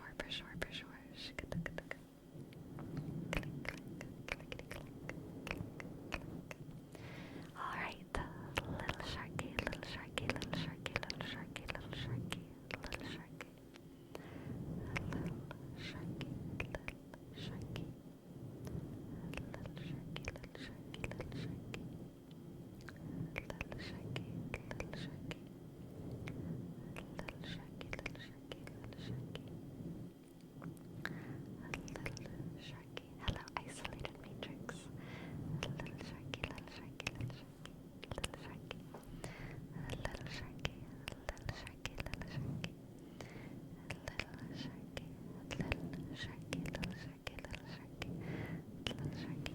Sleepy, growing up in such a conservative environment. Little Sharky, little Sharky. Do you think that influenced you? If so, in what way? Into following that train of thought or into wanting to learn more about the other ways? I was in a very conservative environment, but my family was not as conservative as my town. My family was, they would call themselves bad Catholics. Whenever I was young, I felt like I was the most religious person in my family. And in my intermediate family, sometimes I still feel like a little bit of an oddball in that regard.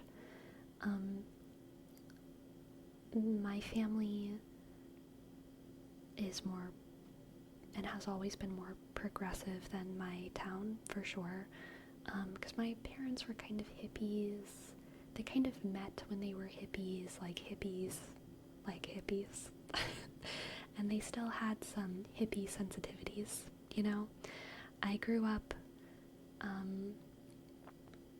the beliefs that were handed to me from my family growing up were, like, be Catholic, but don't be too Catholic, and people can do whatever they want in the privacy of their own homes, and, some people call that a baby, but some people call that a fetus. I remember, like, my parents would never, like, tell me to be, like, pro-choice or pro-life. My parents don't explicitly really try to make their kids believe in things, but they did educate me in a way that, like, made me more open-minded, for sure. They were subtly encouraging me to be more progressive than my school and my town. Trying to be subtle, probably because they didn't want to be, like, out a lot in their progressive sensibilities. So I grew up confused. I grew up healthily confused. I think my entire growing up, and I think this is probably a good thing, my entire youth, I was like, I don't really know what's right or wrong. I'm just gonna try to be nice to everyone all the time and to not be obnoxious about anything. I felt like being Catholic was kind of like liking anime. Like, I wanted to be an anime person, but I didn't want to be an anime person. And I loved Catholicism, but I didn't want to look like a Catholic person. You know what I mean? I felt the same about both of them. And obviously they're both very different, but they felt the same to me. Like, any kind of passionate thing, anything I believed in whenever I was young, I was like, I like this thing, but I don't want to look like I like this thing. As I got older, I got over that, though. I am very okay with, like, being a Catholic person now. Like, I don't care. I do not care. I'm also okay with being an anime person now. Although I don't think I watch enough anime to be, like, a true, like, anime person. But growing up, I was mostly just confused, and it took me a really, really long time to, like, formalize my beliefs. And then I was also very heavily influenced by the internet. I started using, like, YouTube and Tumblr when I was in 8th and 9th grade, and that definitely has a more progressive bent to it. So by the time I was in college, I was definitely starting to get more into, like, leftism and kind of more, like, radical leftist political ideas, and I would say that college definitely pushed me further and further into the left. And at the same time, I was getting, towards the beginning of college, I was getting less religious, but pretty quickly, probably around the time I was 19 or 20, I started getting more religious again, and for the first time, I didn't have my family to hold me back, and I went very deep into religion, more deep than I felt like I really could whenever I was younger, because I could go to mass as often as I wanted, and I just fell so much more in love with it than I did whenever I was a kid. So I was kind of getting more left leaning, but also like more religious, which a lot of people in America, I think, those are like contradictory things. But if you look at like global historical politics, they are not things that are mutually exclusive. They're not forces acting against each other. To me, it makes sense to be both, to have both ideas in my head. I became my civics professor, basically, yeah. And as I've gotten older, I've been less invested in politics than I was when I was in college, for sure.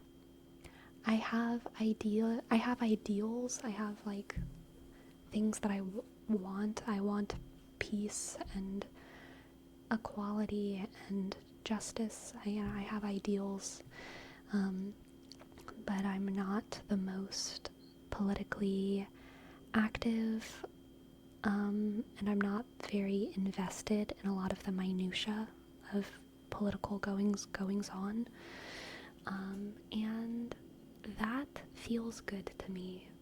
So I'm sticking with it.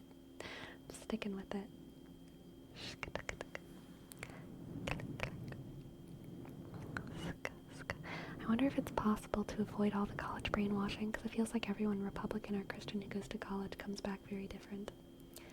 So, I mean, I think that if education makes you more progressive, it's not necessarily brainwashing. I think if a lack of education always makes you conservative, then that's more likely brainwashing. If a lack of access to education almost always makes you more conservative, that strikes me more as a problem. If you are highly educated, and it's much more likely that you come out on the left, but also there's plenty of highly educated people that are very conservative. They're all over the place. There's Christian colleges that are like very conservative. There's other kinds of colleges that are very conservative.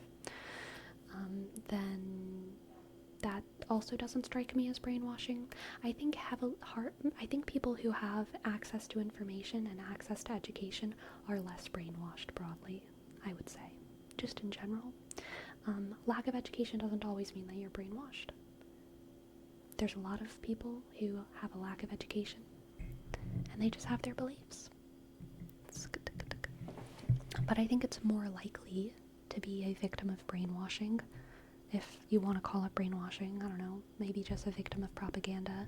It's much more likely to be a victim of propaganda if you don't have access to education and you don't have access to information. Identified man. Thank you. Thank you so much for your sub. I appreciate it. Identified man.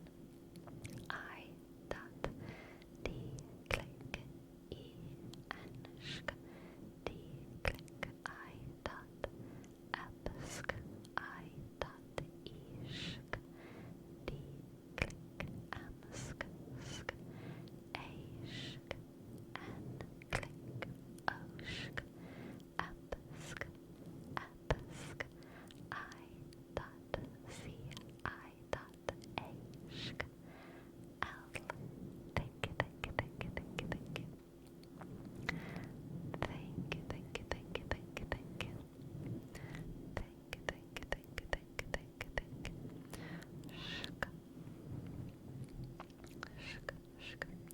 I agree that education is not always a sign of intellect. I agree.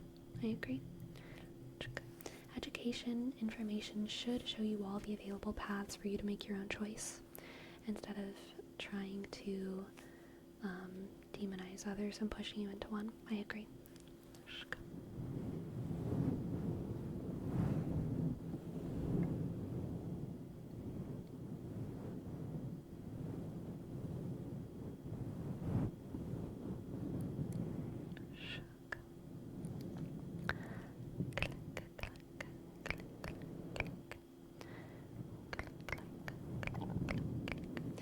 Yeah, the global notion of political leftist and the American notions are somewhat different. The American Democratic Party is still on the right from a global standpoint. Absolutely. So that's how I distinguish it. When I talk about leftism, I think of political ideologies that are critical of capitalism. So I think there's Republicans and Democrats who are both, I think of Republicans as conservative and Democrats as progressive, but just because Democrats are progressive does not mean that they're leftists, because most progressive is like a very large umbrella that usually has to do with social ideas, not necessarily economic ideas, and democratic economic ideas are still heavily steeped in like a kind of fetishization of the market and capitalism.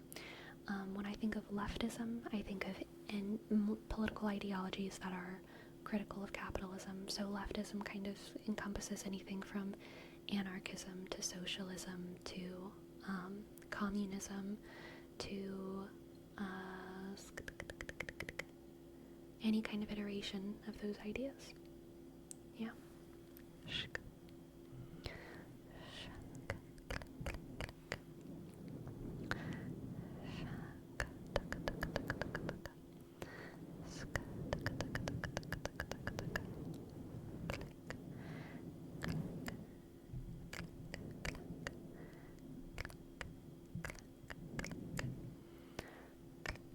There's some Republicans. I'm gonna clear my throat again. Just a second.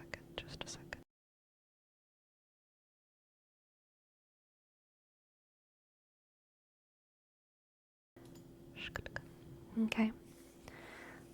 What was I saying? There are some Republicans and Democrats that are on the same team somehow. It's weird. I think that's a good thing. I think that when the people on opposite sides of the political spectrum can agree on things, that's usually when stuff happens. Okay? And that's usually a good thing.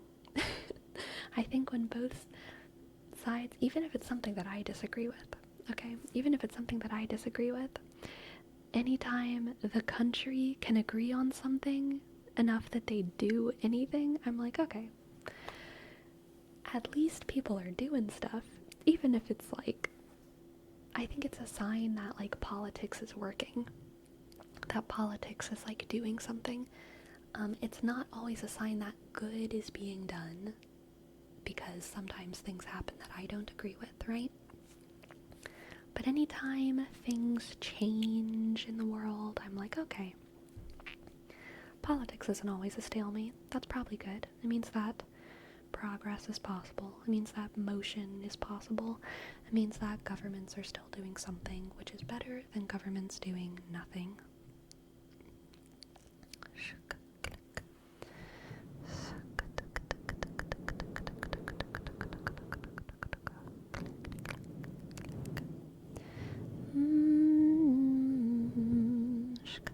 Yes, Caitlin, I'm Catholic.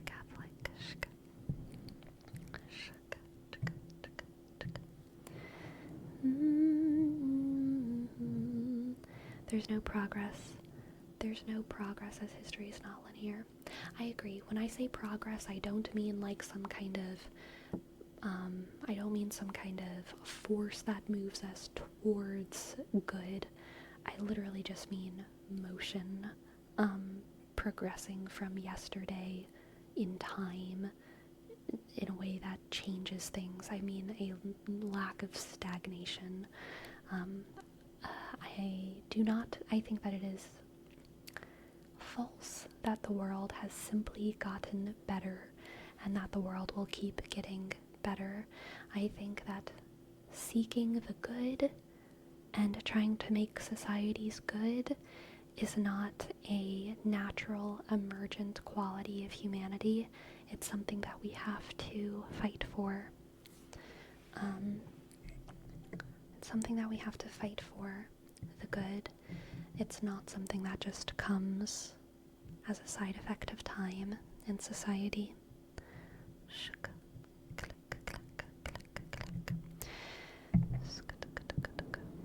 During a lot of history.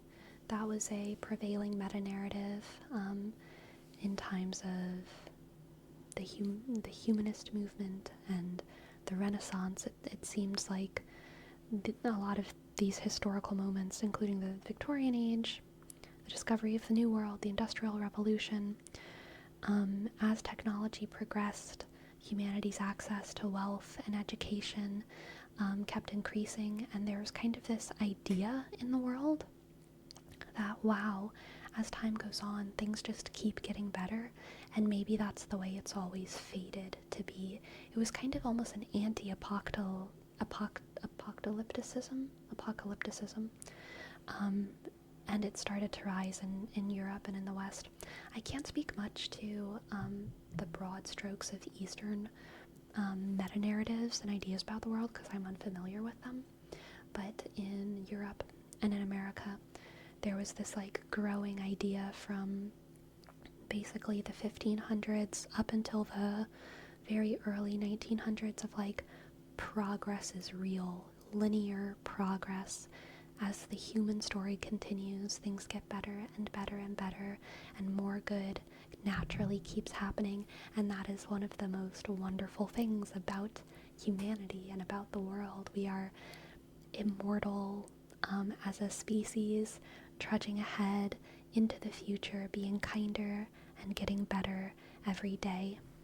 And then the world wars happened, and it destroyed that narrative in Europe. And in Europe, it was a very heart-rending couple of decades where that ruin was visceral because it was in their cities, and it was in their communities, and it was in the people who they had voted into leadership, and it was in their storefronts, and it was in the Holocaust. And after these horrible things happened, Europe, that meta-narrative was broken. And in America, that meta-narrative was certainly criticized, but America didn't experience World War I or II as viscerally as Europe.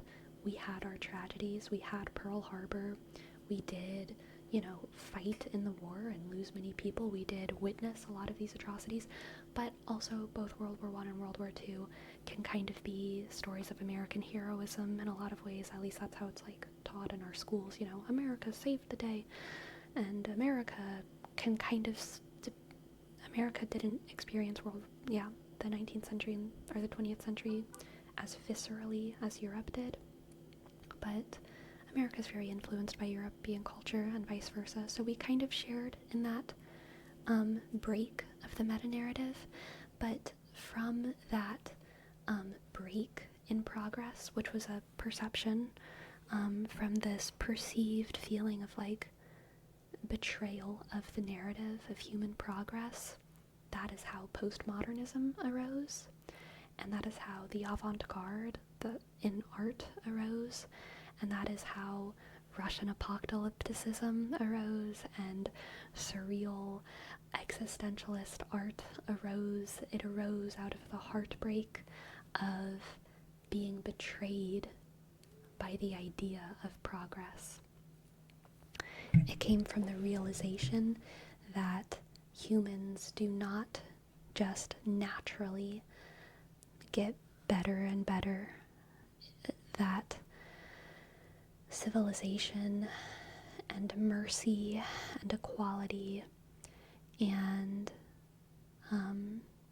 justice and freedom are not emergent qualities of a educated civilization, that sometimes education and wealth and surplus can actually lead to ruin and prejudice and destruction. And that was very sad. That was very sad for a lot of people. But we have been healing as well, both Europe and America, over the past couple decades. Yes, Dada was included in that movement. Dada was mostly a reaction to World War One. But we have been healing in the past decades, and now there's a sort of metamodernism, some people call it metamodernism, that has arisen, which says that we get to choose what progress means every day. We get to choose the story of humanity. So modernism is kind of the idea that truth exists and humans are striving for it, and we are getting closer every day to what is true and what is good and what is God. And then postmodernism is the realization that maybe truth doesn't exist, and maybe humans can be monsters, and maybe everything is subjective, and maybe morality is just a perspective, and at any point you can realize that your morality is actually horrible, and oh God, how do we deal with that? And postmodernism is like sad, okay? Like postmodernism can make some beautiful, impactful, and good art.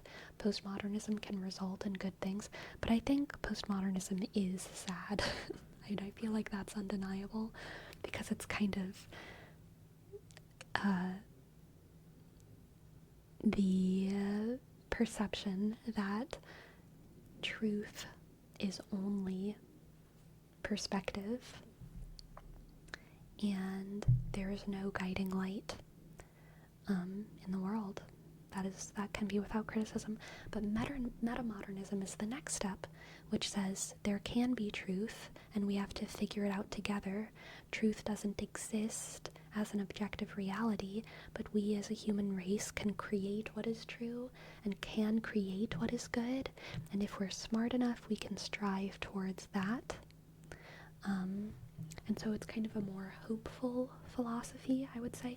And really, just modernism, postmodernism, metamodernism, these aren't philosophies by themselves. They're more like families of philosophies that can describe sort of, they can act as umbrella terms for like the ideologies that sprout up during specific time periods. So like modernism broadly refers to like what, 1800s into the 1900s. Postmodernism broadly refers to like 1930s-ish to like 1960s, 1970s, maybe even 1980s postmodernism. And then after that kind of began this transition out of postmodernism. And these are very soft edges of time chunks. And there's lots of small philosophies and ideologies that pop up during these time periods. And now we can look at them and recognize the broad threads within them and be like, yeah, makes sense that that philosophy would come up during the postmodern era, or during the modernist era, or whatever.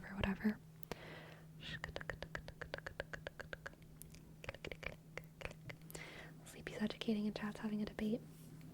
I hate to admit it, my friends, but I haven't been reading very closely. I've been soapboxing a little bit. But I do want to remind everyone that this is not a debate space. Education is good, sharing your perspective is good, but any kind of vitriol is not allowed, okay? If you want to fight, do it in DMs. I think that having political discussions is important, but it is not important in this ASMR chat, okay? Or like I should say, discussions is important, but we don't need to be throwing personal attacks at anyone, okay? We don't need to be calling anyone dumb. We don't need to be doing all that silliness.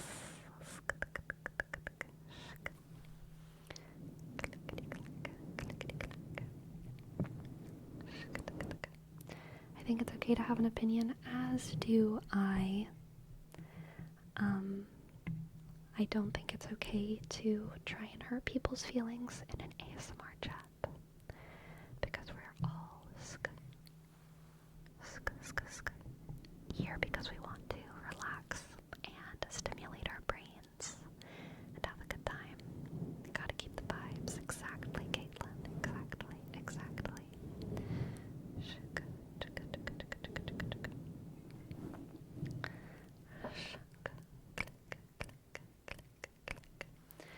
actually be the issue with that ideology is that truth, goals, God can mean something different to different people, so everyone is aiming for that, but the mark is never the same spot. So being an elected official is a bit of an art in trying to find the sweet spot to fall between as many goals as possible.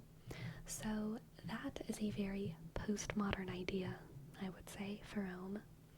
The modernist idea would be that truth and God means the same thing, or should mean the same thing to everyone, because obviously truth is real and we're all striving for it. Some people miss the mark because of a lack of education. This is the modernist idea, right? But truth exists out there as an objective thing, and we are striving towards it. And it was the postmodern movement that kind of made ideas like yours more popular, which is like, people have different truths, people have different gods, people have different morals, and it's not always because of a lack of education, it's because of a different perspective, a different culture, a different upbringing, a different past, a different experience. And so all that exists is actually numbers, and how many people believe in one thing versus how many people believe in another thing. There is no objective truth. There's only the truths that are louder than the other ones. And that is a rather postmodern idea, I would say.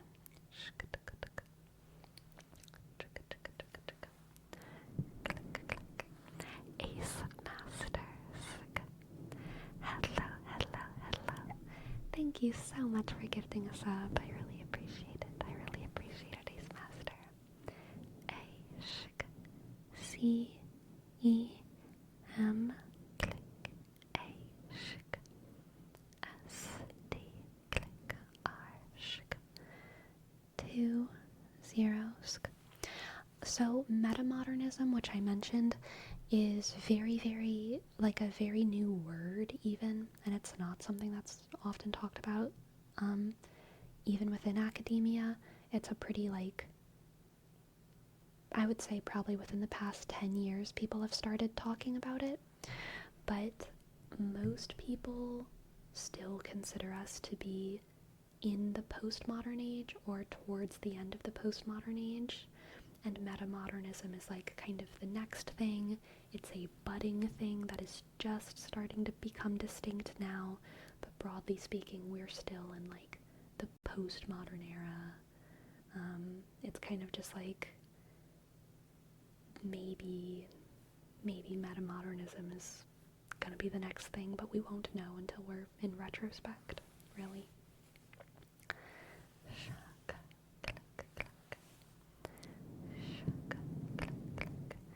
Yes, that's the case, but not for lack of trying of the hegemony to impose the universal occidental kind of mentality. Very true, very true, very true.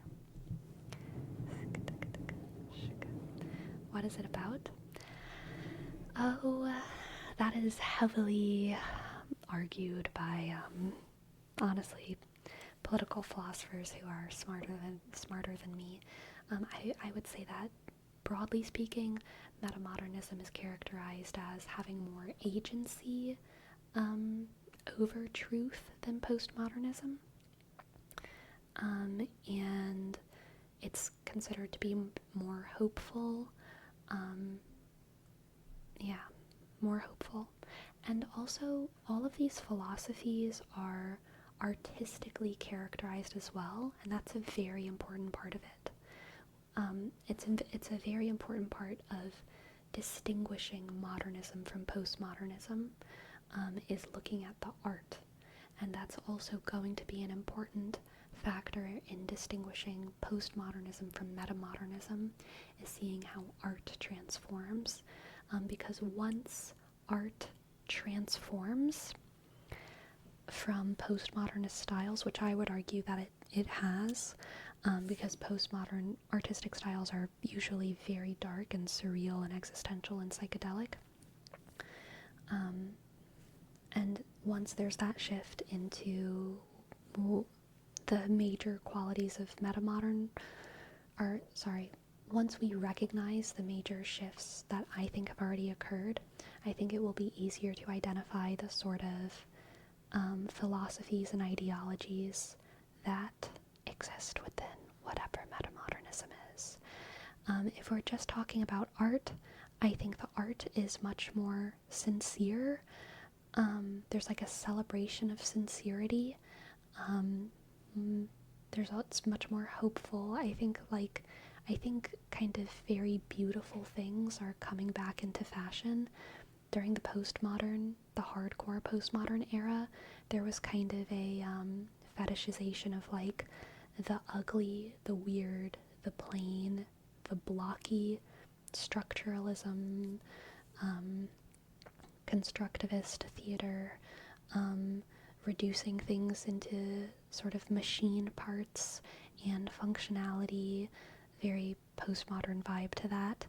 And that was considered like interesting artistically, but now I think what is striking people as interesting art is often very appealing. The things that smell good and sound pretty and colors that complement one another, I think, are coming back into fashion. A couple years ago, Victoria's Secret did like this kind of like a weird art show, or weird, I can't even remember, campaign, and it was very postmodern and everyone hated it. And I feel like that was an interesting turning point in like tabloid art. I guess Victoria's Secret's not tabloid, but like high fashion, it used to be very, very postmodern, and I feel like it's definitely getting more happy and beautiful again, which is, I mean, it's neutral. It's not like good or bad, but I will say that it is reflected in my own tastes. I also like things that are beautiful rather than stark and dark, personally.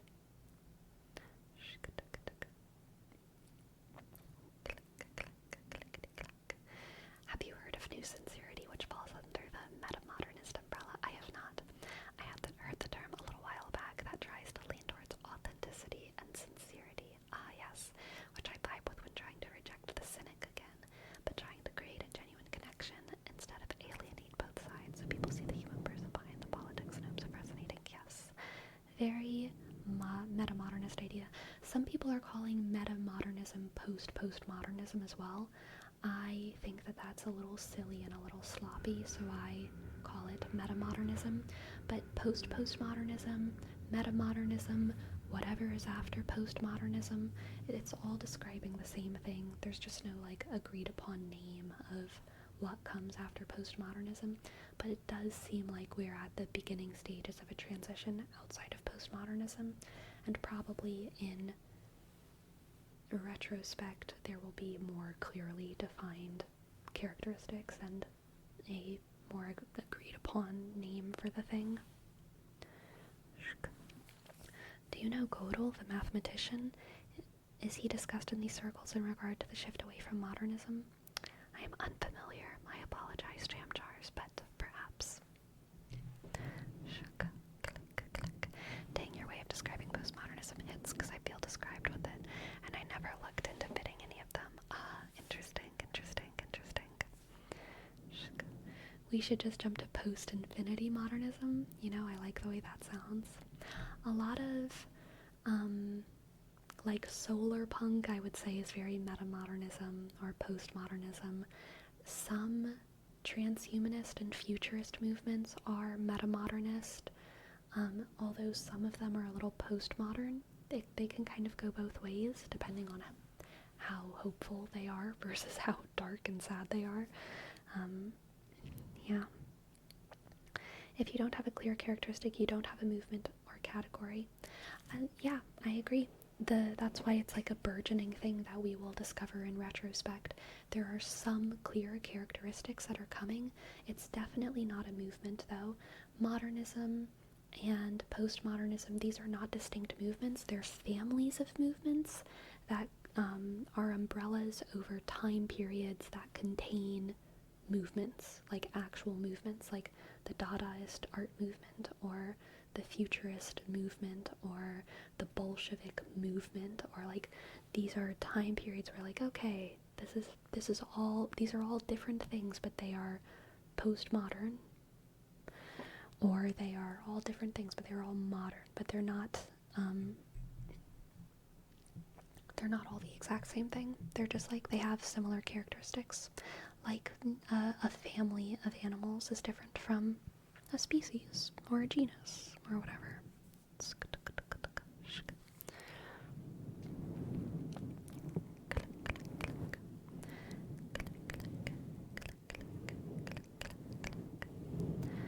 I threw my video game as art comment out, but I don't think I can stay as sleep will not happen with this ASMR. I will think too much. Have a good night, chat. Good night, Uber. Thank you. Thank you for thinking with us for a while. I hope you didn't think too much.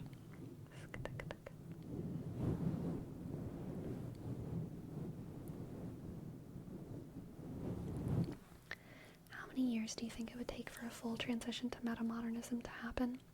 Like, in how many elections do you think that will be a prevalent train of thought, campaigning and politics? I think it will be decades. All of these things last like around 100 years, if not a little bit less. Like maybe 70, 80 years cycles here, you know what I mean? And I think that we will understand it in retrospect, not while it's happening, like language, right? So I think probably decades. Also, I don't know if a full transition ever happens. There are still bubbles in the world that I would describe as modernist. There are still, and there will be bubbles in the world for the next 200, 300, 400 years, if we are so lucky to survive the next 400 years, will probably be described as modernist or postmodernist in ideology. But generally, I think metamodernism will become an umbrella term for ideologies that crop up.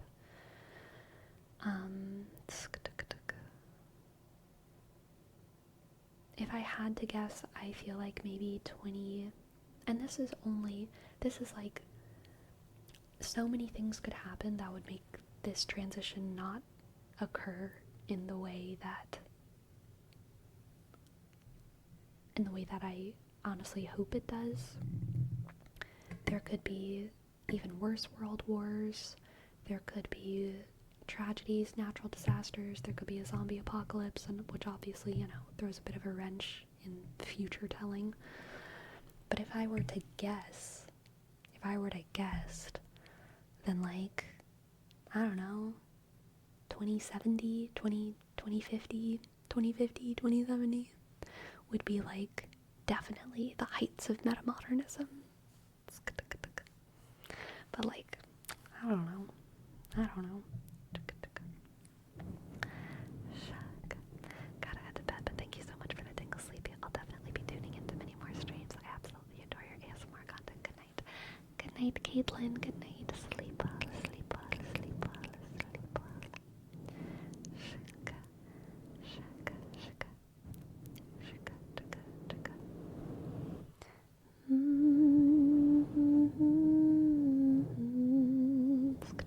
We are post break time. Brother Jigs, thank you so much for your 6 months, Brother Jigs. Thank you for your sub. I'm so glad you enjoyed the video. I will give you your name trace, Brother Jigs, and then I am off to my 5-minute break, but I will be back soon, okay? B sh sh R click O T sk H E R sh J sk I dot G click G click Z. Alright, I will be back in 5-ish minutes.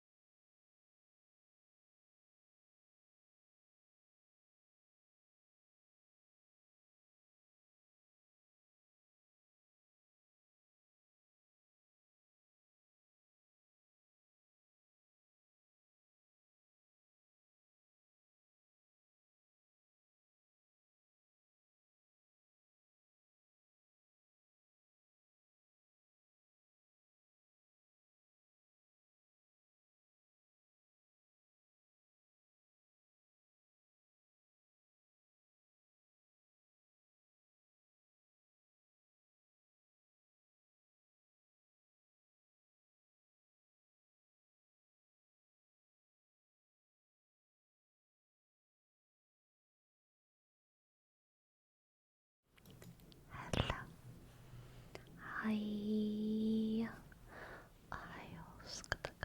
What's up, dogs?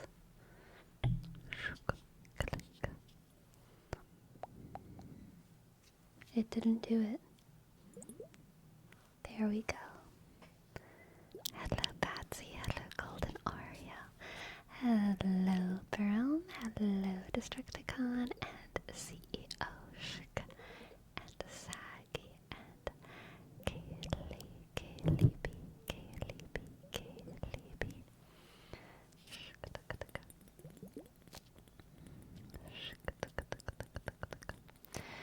Bananas are good, but I'll forever be sad that the original banana is forever lost to us. Jam,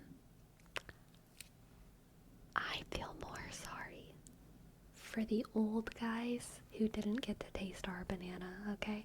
Because I've tasted banana Laffy Taffy before. And I prefer our banana any day, okay? I think we have the better banana. It's weird hearing you say my name from watching your YouTube videos. Yeah, that's fair. I'm so curious though, I want to know. Well, that's also fair. But at least you know to be curious. The old guys who had the old banana didn't even know to be curious about our banana. Imagine how much they're missing out. Imagine if we took a banana to the peasants back in the day. They take one bite and they're like, so where are all the seeds and inedible banana flesh? I know. Amazing.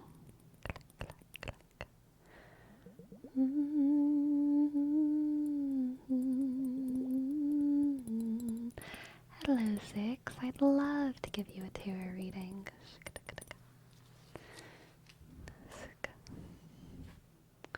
I respect the selflessness of farmers who decided to try and make a better fruit for future generations. Ah, yes, as do I. As do I. The careful craft of careful farmers. The careful craft of careful farmers. Our banana is a monument to human ingenuity. It's a marvel of human sciences. It's how we bent nature to our will. Honestly, yes. The banana was the beginning of futurism. Let's see what the cards have for 6. Okay,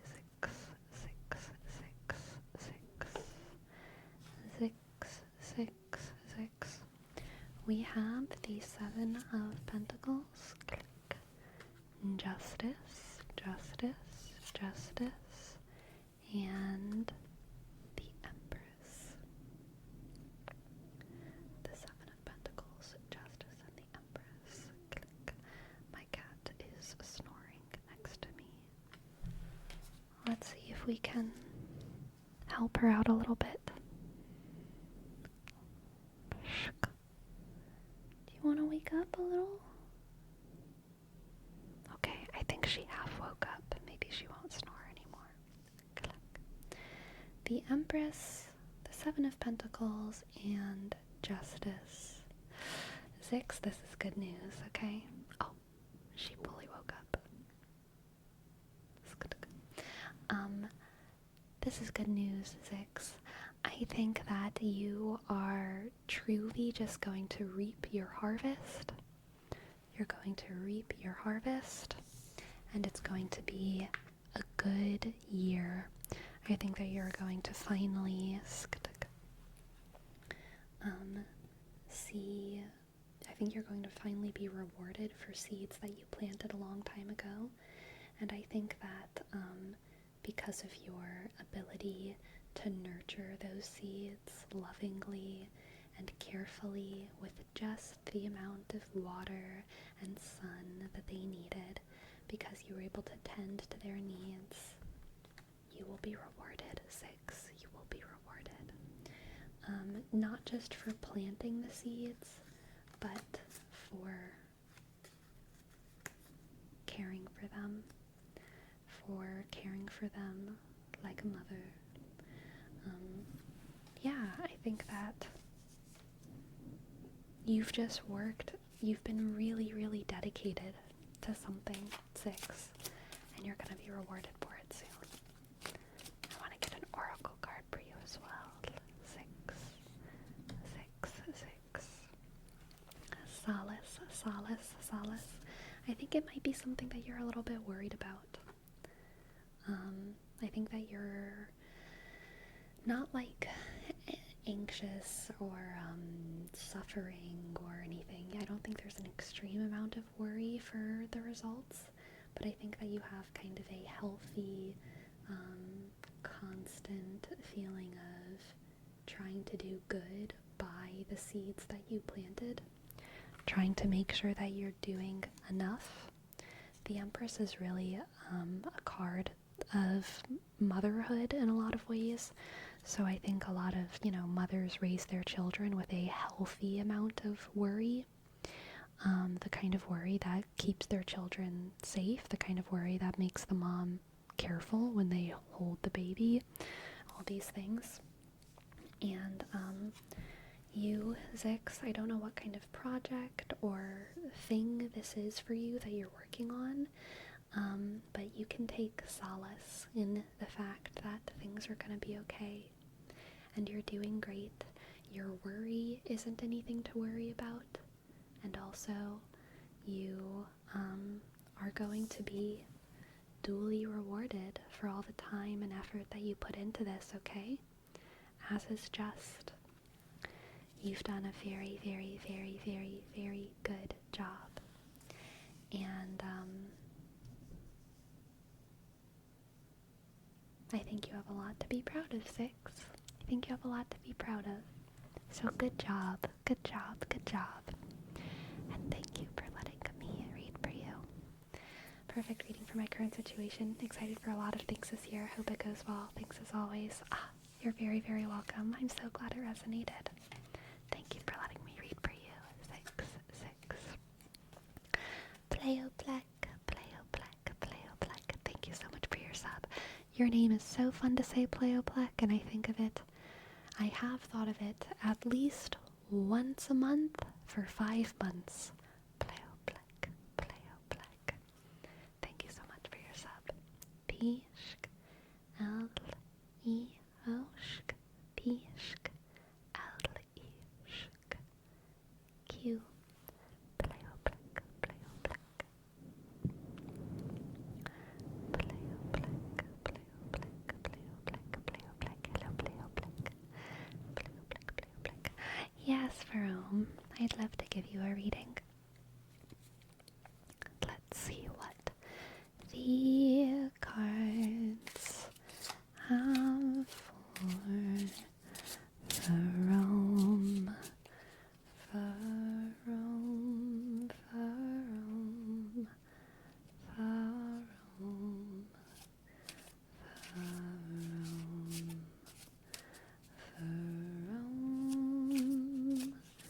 Jerome, Jerome, Jerome, Jerome. What do the cards have for Jerome? We have the 6, click, 6 of Swords. The 5 of Cups. Everyone, I keep forgetting about it. I have an announcement. I'm not going to do it in the middle of Jerome's reading.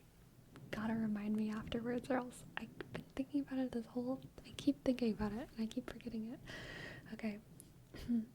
6 of Swords. 5 of Cups. The Empress coming back again. And we also have the 5 of Pentacles. Okay, this is very interesting. We have 2 5s and the Empress and a 6 of Swords.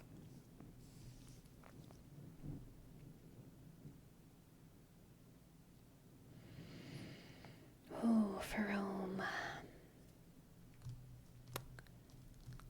I think I see a story here, like a pretty detailed story here of you realizing that the way to take care of people who matter to you, or the way to take care of something that matters for you, is to sort of abandon ship and seek greener pastures elsewhere, not just for your sake, but for their sake.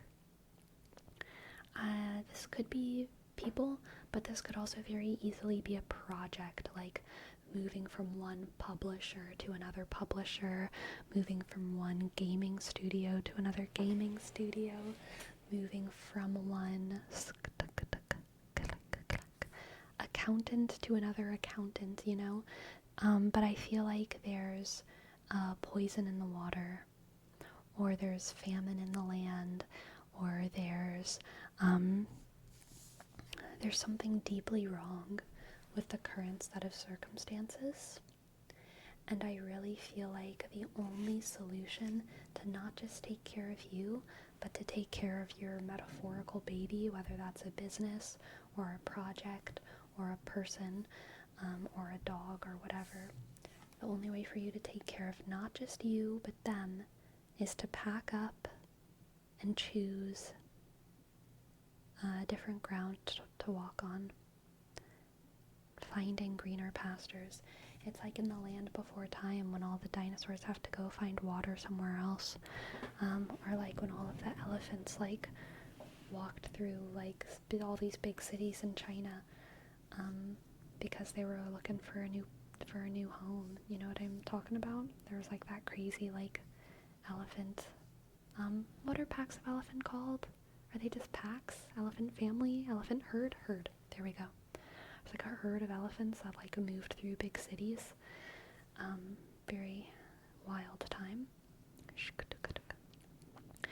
But yeah, I think that you need to find a new ground for you and your project. Let's get another card. The Chariot. Okay, that's our good news. That's our good news. You're gonna do well. Okay? You're gonna be, you and your baby are gonna be okay, Jerome. You and your baby are gonna be okay. You've just got to escape your current circumstances, but once you get settled in that new space, with that new publisher, with that new business partner, at that new job, or in that new land, you're gonna do great. You're gonna do great. You're gonna excel, and your baby will grow up strong and healthy. Your book will be beloved. Your video game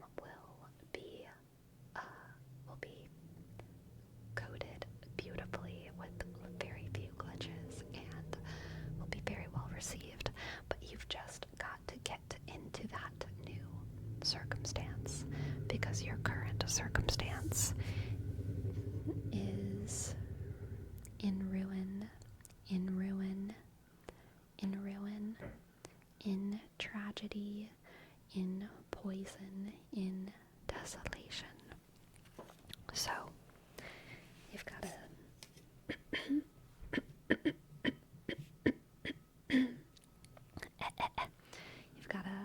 pack that baby in a little wrap, put it around your chest, and go on a long hike until you find the good place for Rome. Alright? Till you find the good place. I'm gonna get an oracle card for you too. An oracle card, oracle card, oracle card. Clickety click. Paired. I think this is an important baby for Rome. I think this is it's gonna be an important defining sort of project for you, or whatever it is. And I think that it makes sense for you to keep it close to your chest and to do everything that you can to enable its success. And you're gonna do just that. You're gonna do just that for Rome. You will enable the success of this project, of this story, whatever that is for you. You're gonna do great. You're gonna be a good mom as well. You're a good mom for and it's all gonna be okay. You just gotta get out of where you're in. Just get out of where you're in, alright? Get out of where you're in. You got this. You've got this. You've got this. You've got this. I hope that resonated in some kind of way, and I hope it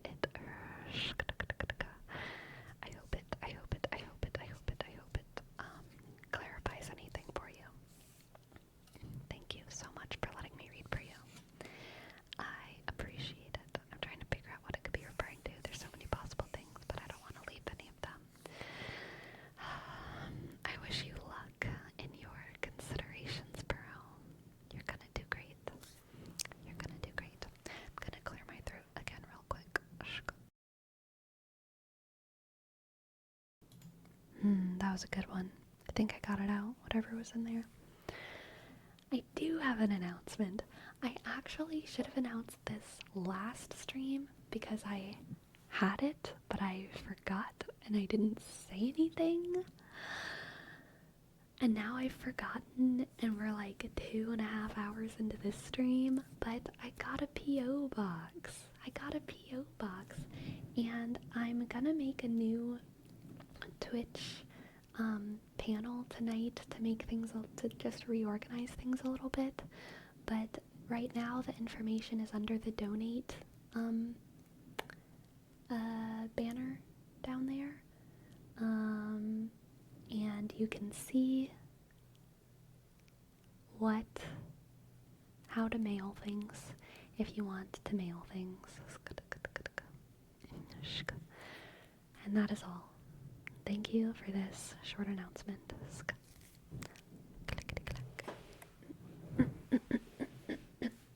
Maybe I didn't get it out. I don't know what's been up with my throat, y'all, lately. It's, I don't think it's a water thing, and also my throat never hurts. I just feel like I need to clear it more often. I don't know why that is. Might be a seasonal thing. With the P.O. box, you can just fully Amazon wishlist that. That's true. Maybe I should make an Amazon wishlist.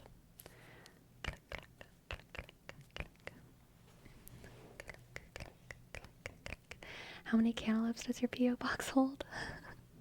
Oh no, a dangerous question. In all honesty, probably like 3 tops. Probably like 3 cantaloupe tops, okay? Don't be sending me a whole crate of cantaloupe. But if you did send me a whole crate of cantaloupe, I do think that would be funny, and I would appreciate the comedy of it, and it would be funny. What if we send pre-cut cantaloupes? Oh no, I'd have to make sure I got there in time.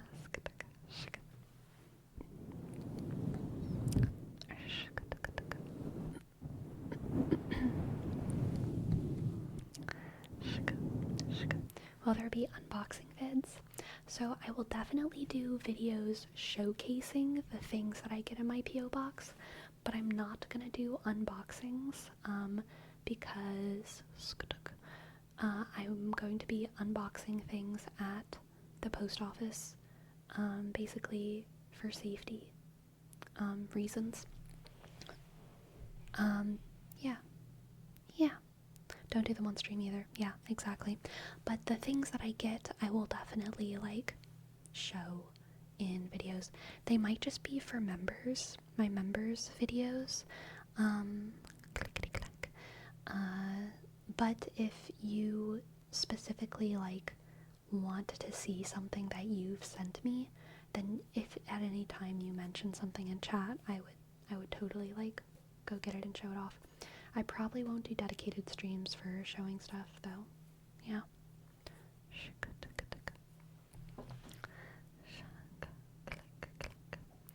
Yeah, rune castings. Yeah, exactly. I agree. Yeah, that is what I'm doing. I'm opening them there. I was just watching your Fawn's video and I for fun clicked on the link, but you're live. Hello, welcome in, welcome Sleepy, do you have that brush I got you? Of course, Hagen. This is the brush that Hagen got me. Do y'all want to, you know what, just for Hagen, just for you, Hagen, let's brush the green arm. There it is. You know, I was looking at my bruise today, and it's crazy how much of a line it is. Like, it really just, like, ripped straight down the muscle. And, I didn't land on this. I landed with my arm extended, the ground hit my hand, and I felt a shock through my arm, right here, right? So, like, I didn't even actually hit this, but the muscle just exploded in a straight line, which is kind of wild.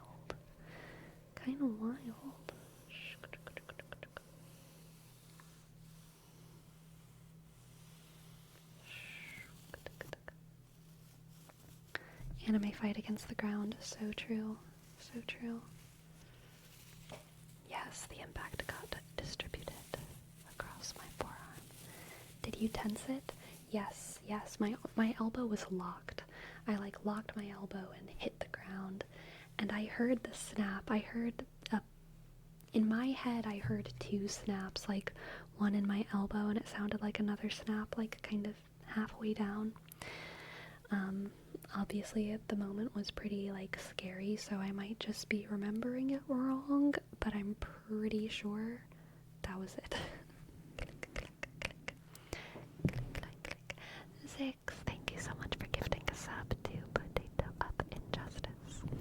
Thank you. IH, click. G, shk, C, I, dot, X. Thank you. Luckily you didn't break your elbow. Yes, very, very, very, very, very, very lucky I did not break the elbow. My turn. Can we see the baby whale? I will go get the whale. I'll be right back.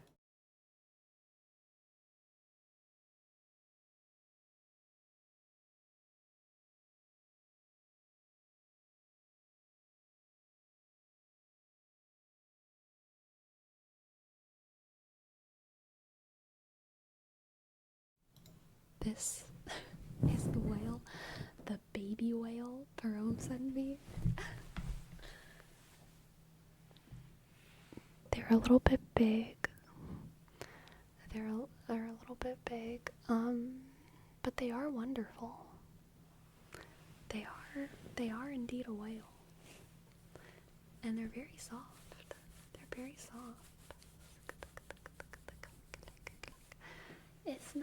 It's not growing. It's just a little like water. There's some water shooting out of it.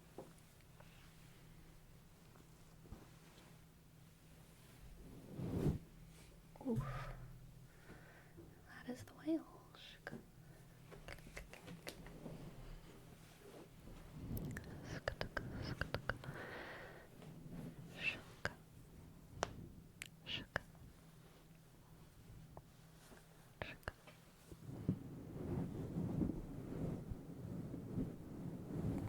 Oh, hey, Pasta John.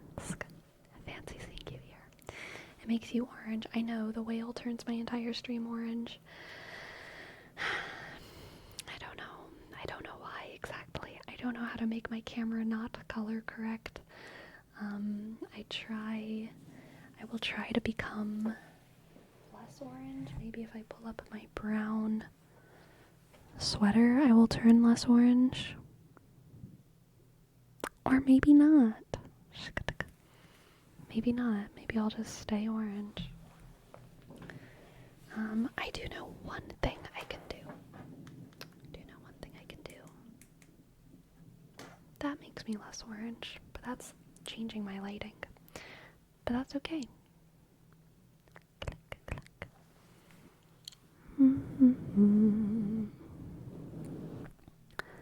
Clickety, click, click.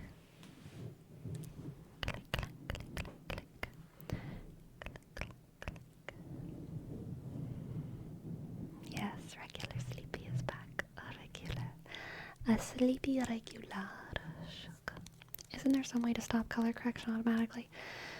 Yes, I don't know how. It's gotta exist. It's gotta exist.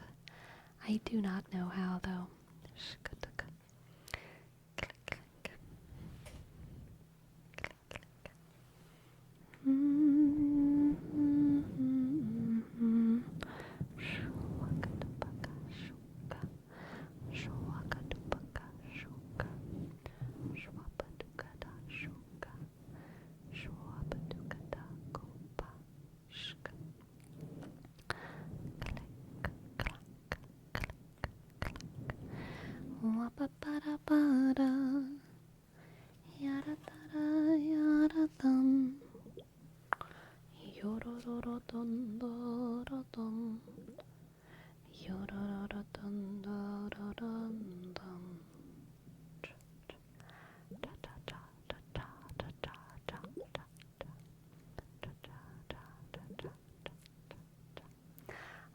For KFC, we have a cheers to health.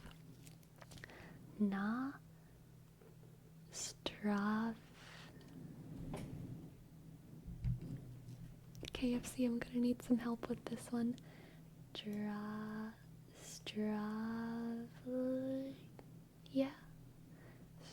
Stravalia? Stravalia? Stravalia? Nasdravalia. Nasdravalia. Nasdravalia. Nasdravalia. Nazadravalia. Nazadravalia. Nazadravala. But, yes, but concatenated? I don't even know what that means. Concatenated? Nazadravalia. Nazadravalia. Nazadravalia. Like Nazdravo. Like Nazdrovia. Nazadravalia. Nazadravalia. Nazadravalia. Nazadravalia. Hello, Sinjope, welcome in. Nazadravalia. I'd love to give you a tarot reading. Nazadravalia. Nazadravalia. Nazadravalia. Nazadravalia. Nazadravalia. Nazadravalia. Nazadravalia. Nazadravalia. Nazadravalia. Nazadravalia. Yes, for Rome. I should be. Alright. Let's do a reading for Sinjope. What do the cards have for Sinjope, Sinjope, Sinjope? Sinjope, Sinjope, Sinjope. Hello, Christopher. Welcome. Sinjope, Sinjope, Sinjope. Sinjope. Sinjope. The star, click. The four of pentacles, a click. And the page of wands. Page of wands. The star, the four of wands. Sorry, the four of swords and the page of wands. Click, click.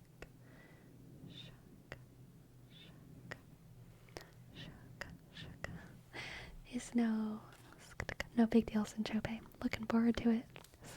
Next time. Alright, the star, the four of swords, and the page of wands. The star, the four of swords, and the page of wands. This is a peaceful, happy reading, Sinjope. I think that you're going to have a quiet, creative moment in the coming week or two. I think probably you're going to have an opportunity to take just a little bit of a break from the world. That's our Four of Swords. A little bit of a respite from the rise and the grind and the tumult of everyday life. And I think in your break, you're going to have a moment of not just inspiration, but time to exercise that inspiration into action. And I think you're going to be able to do something creative and fun in the coming week. It might be writing a poem, it might be writing a song, it might be drawing, or it might be painting something. But I think you're going to have time and energy to celebrate your inspiration during this respite from ordinary life and the ordinary world. Let's get an oracle card, oracle card, oracle card, oracle card, oracle card, oracle card, Boris and Jobe. Click, an oracle card. Boris and Jobe, and Jobe, and Jobe, and Jobe. We have repurpose, repurpose, repurpose. Repurpose, repurpose, repurpose. Sinjobe? Sorry, you've been doing what? You've been repurposing old rotary phones?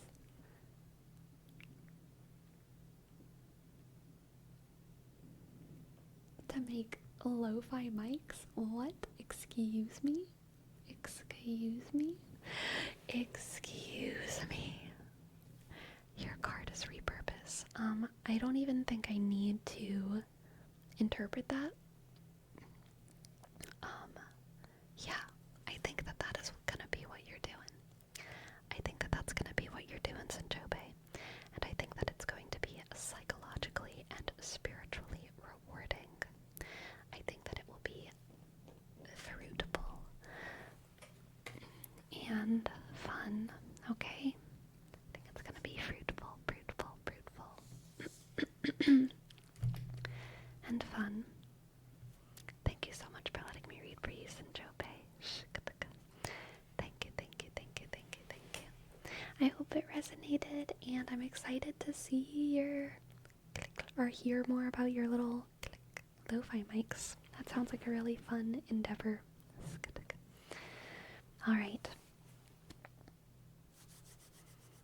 I'm going to turn on the poetry reading because it has been off.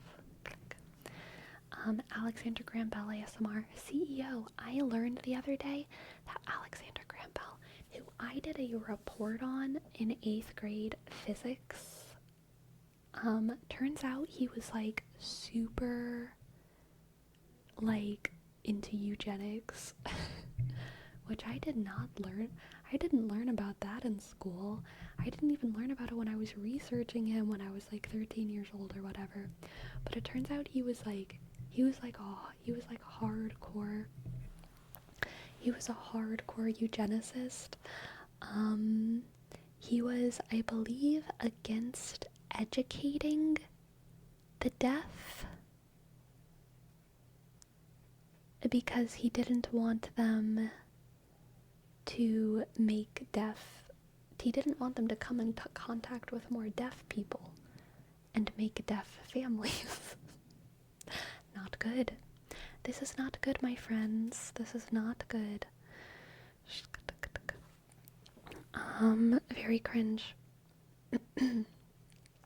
Very cringe. What a dick. Exactly. What a shill for big talk. Obviously. Of course the guy who invented the telephone was like, if you can't talk, you shouldn't be like, come on. Okay, shut up. You shouldn't be allowed to talk, Alexander Graham Bell, if that's gonna be all that you're saying. If you don't have anything nice to say, don't say anything at all, okay? Alexander Graham Bell, you little bitch.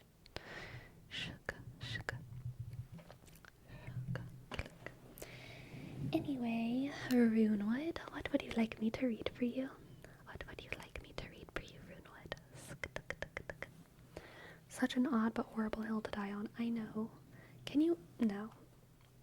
No. Such a dumb. What a dum-dum. We can take solace in the fact that he's no longer capable of talking it true. We can take solace in the fact that he lost, and that there are many deaf schools, and that the deaf community is thriving in the world, and sign language is super based and super fun and super cool, and we can take solace in the fact that there are many happy deaf families, and they are doing great. Yep. Let's see what we have to read for Runwood.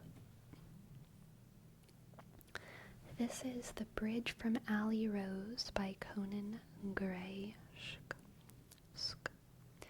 And I don't even care if it makes me sound insane. I ran my fingers through your hair and I thanked God to touch the flame, 'cause I swore necks were made for bruisin', I swore lips were made for lies, and I thought if you'd ever leave me that I'd be the reason why, and I don't even care if it's just a summer fling, if it's all experimental and you go back to safer things, but I swore hands were made for fighting, I swore eyes were made to cry, but you're the first person that I've seen who's proven that might be a lie.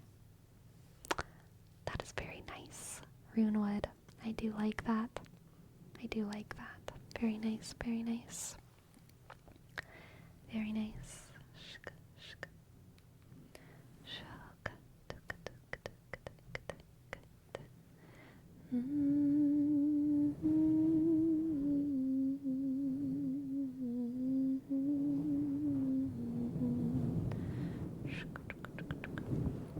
I'm so glad only 20% of the US households have house phones now. Nature is healing.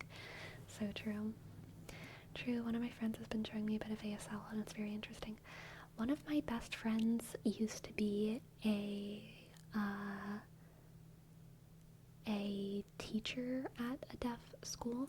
She was hearing, but she was fluent in ASL, and she was a teacher at like a preschool, basically, a deaf preschool, and she taught me a lot of sign language that we used as servers. She was a server where I was also a server, and we would use it like during service stuff. I don't remember a lot of it anymore, but it was definitely very useful and very, very fun.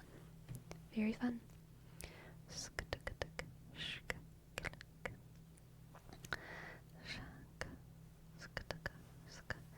Thanks, it always seemed like it should be a poem, not a song. Yeah, it does definitely have poetry vibes. I don't know the song, so I can't speak to its vibe as a song, but I do like its vibe as a poem, for sure. I always wondered what ASMR would look like for deaf folks. Oh my goodness. Visual triggers are such a thing, and I would love to see ASMR that is made with deaf people in mind, whether it's a hearing person making ASMR for deaf people or a deaf person making ASMR for deaf people. I think that could be so cool. I would love that. I would love that. Visual triggers only, I would assume, yes. But it would be interesting seeing how they integrate like sign language into visual triggers, because obviously, yeah, visual triggers, like, yeah, but like I would hope that there's also like sign language, like talking, like rambling, you know. I want like a rambling visual triggers video from like a deaf person. That would be cool. That would be cool. Oh yeah, vibrations, so maybe some like very deep sounds.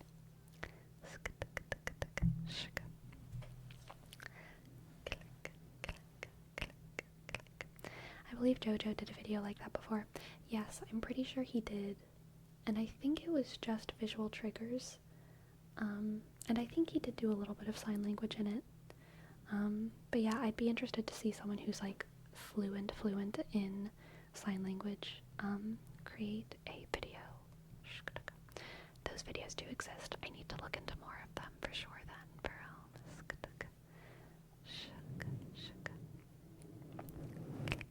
Hello, Nico. Welcome to the chat. Welcome to the chat. I'm glad you like the YouTube. Thank you, thank you. And hello, Slapshot as well.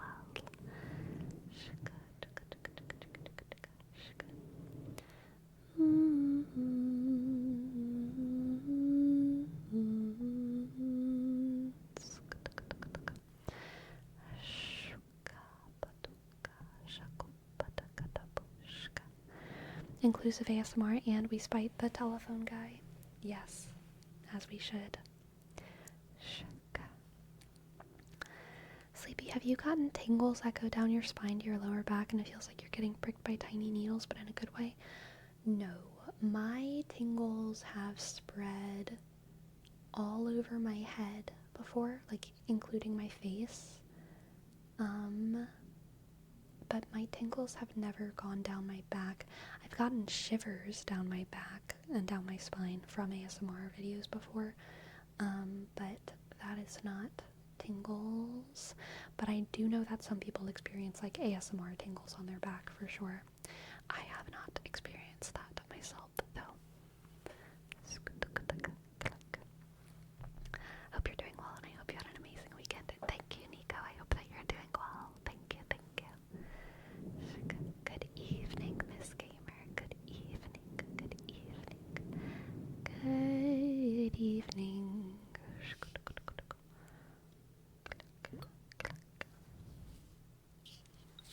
I think for me it's mostly in the back of my head or top, and most I felt it near my cheeks. Yeah, definitely most often I feel it kind of on the top of my head and towards the back of my head. KFC Serbia, what can I read for you? KFC Serbia, what can I read for you? KFC Serbia, what can I read for you?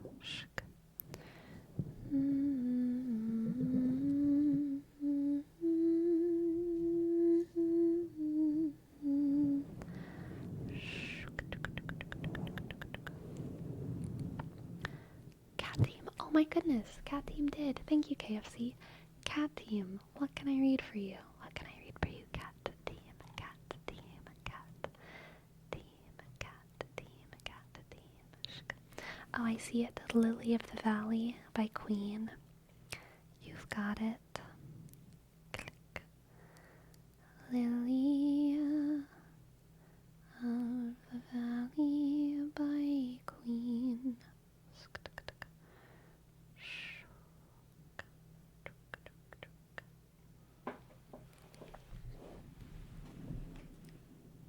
Let's see.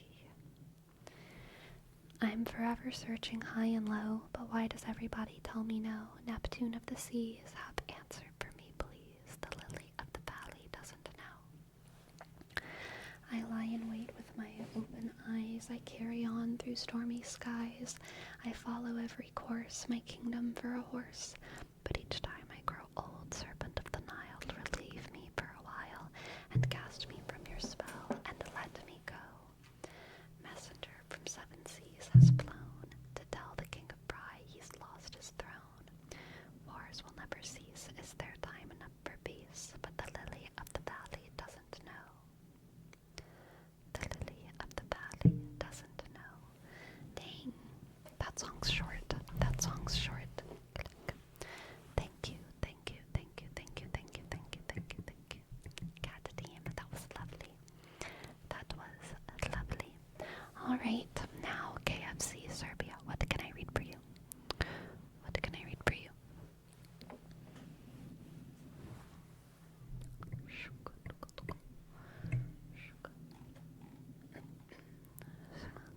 Click in the Discord. Excellent.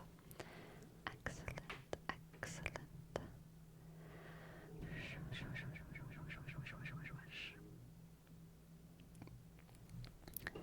The Spaces of Hope by Ivan Tlalich.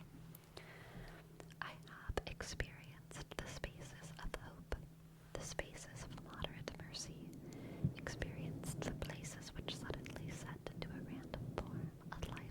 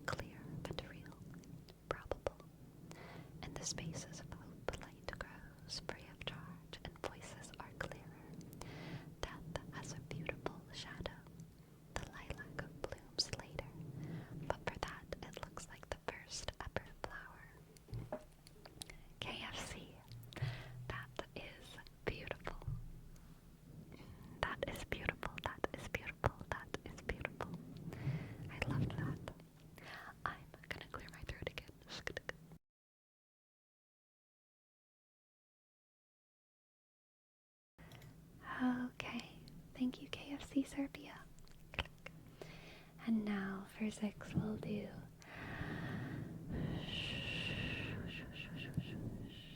Shush, shush, shush, okay. Shush, shush, shush, okay. Shush.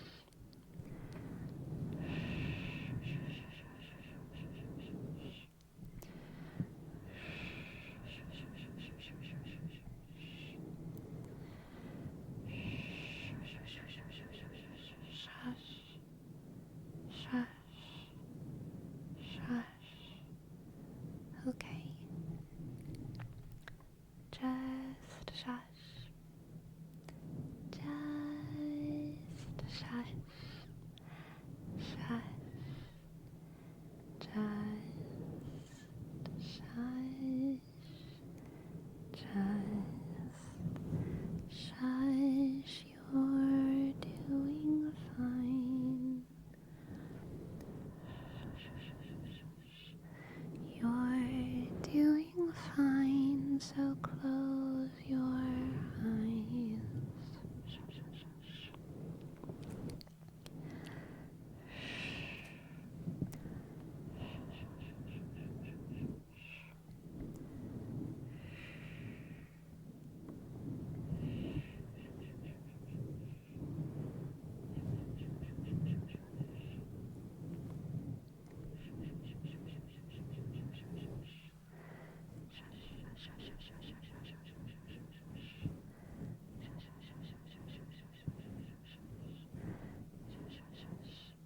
Hello, Sagi sir. Sagi sir, I saw your art in the Discord and I think it's really, really, really cool. I really like your style. I really like your style, Sagi sir. Alright, Pharrell, what can I read for you? Pharrell, what can I read for you?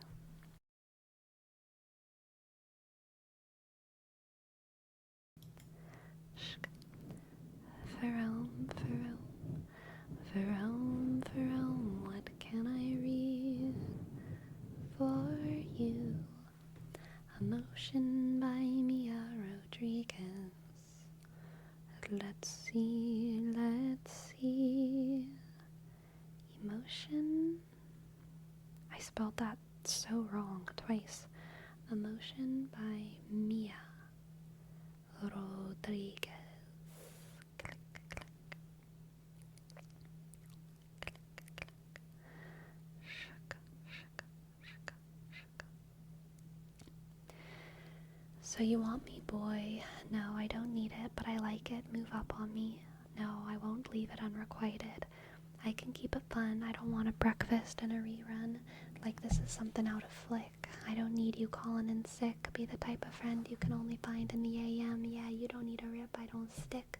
So shush and lean on me. You know, I don't want to talk about whether or not I want to call it emotion. Maybe we should drop and lip lock if you're open. No, I don't want to talk. If I'm on your tongue, I don't want to fall. I don't want to call it emotion. I can be your vice. You don't need it, but you like it. It feels like paradise. Yeah, I can see it in your eyelids. I can keep it fun. I don't want a breakfast and a rerun. Like this is something out of flick. I don't need you calling in sick. Be the type of friend you can only find in the AM. I don't need a rip. I don't stick, so shush and lean in on me. I don't want to talk about whether or not I want to call it emotion. Maybe we should drop and lip lock if you're open. No, I don't want to talk. If I'm on your tongue, I don't want to fall. I don't want to call it emotion. I don't want to talk about whether or not I want to call it emotion. Maybe we should drop and lip lock if you're open. I don't want to talk. If I'm on your tongue, I don't want to fall. I don't want to call it emotion. Very nice, Pharrell. Very nice. One day I'll just ask you to sing my song. Pharrell, Pharrell, Pharrell, Pharrell. Hello, NicoBot, version 2. Hello, hello, hello, hello, hello. Distracticon, what can I read for you? Distracticon, Distracticon, Distracticon. What can I read for you?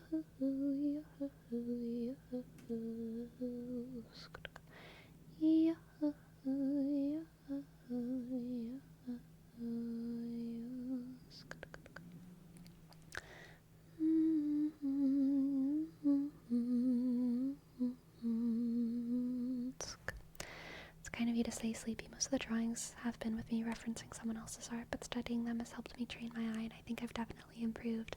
That's awesome to hear, Saki, sir. Click, click. Awesome, awesome.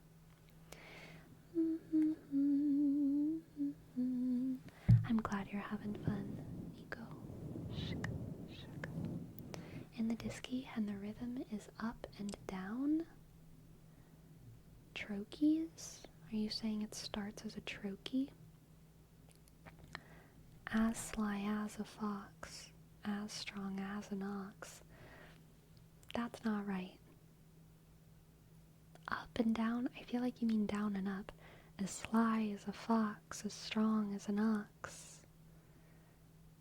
Up and down is as sly as a fox, as strong as an ox, as fast as a hare, as brave as a bear. But I'll do down and up. As sly as a fox, as strong as an ox, as fast as a hare, as brave as a bear, as free as a bird, as neat as a word, as quiet as a mouse, as big as a house. All I wanna be, all I wanna be, all I wanna be, oh, oh, oh, all I wanna be is everything. As mean as a wolf, as sharp as a tooth, as deep as a bite, as dark as the night, as sweet as a song, as right as a wrong, as long as a road, as ugly as a toad, as pretty as a picture hanging from a fixture, strong like a family, strong like a wannabe, bright as the day, as light as play, as hard as nails, as grand as a whale. All I wanna be, oh, oh, oh, all I wanna be, oh, oh, oh, all I wanna be is everything, everything at once, everything at once, oh, everything at once, as warm as the sun, as silly, as fun, as cool as a tree, as scary as the sea, as hot as fire, cold as ice, sweet as sugar, and everything nice, as old as time, as straight as a lime, as royal as a queen, as a buzzard, as a bee, as a stealth, as a tiger, as smooth as a glider, pure as melody, pure as I wanna be, all I wanna be, oh, oh, oh, all I want to be, oh, oh, oh, all I want to be is everything. Everything, all at once. Shika, shika, shika, shika, shika, shika, shika. All I want to be is everything. Shika.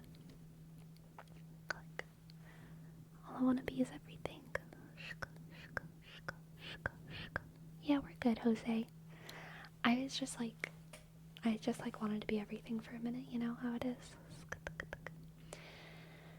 That reminds me of that old quote by that man.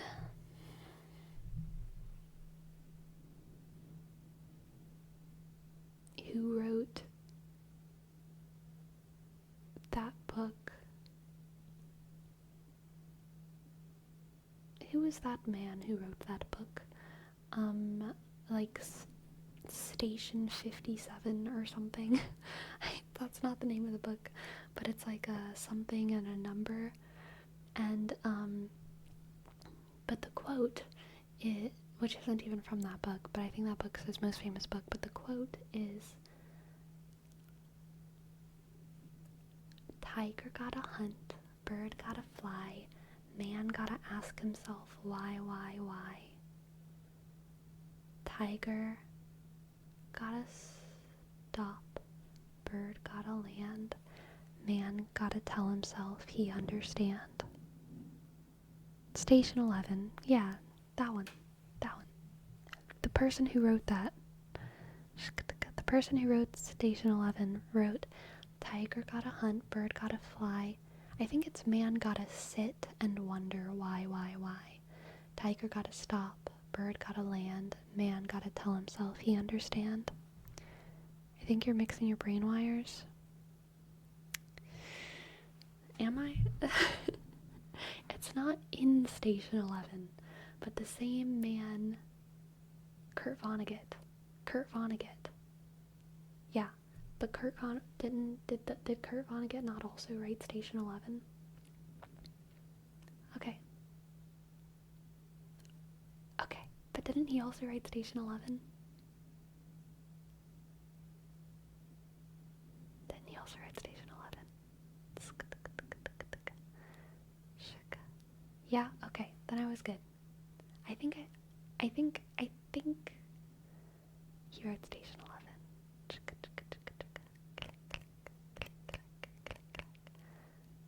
Slaughterhouse 5?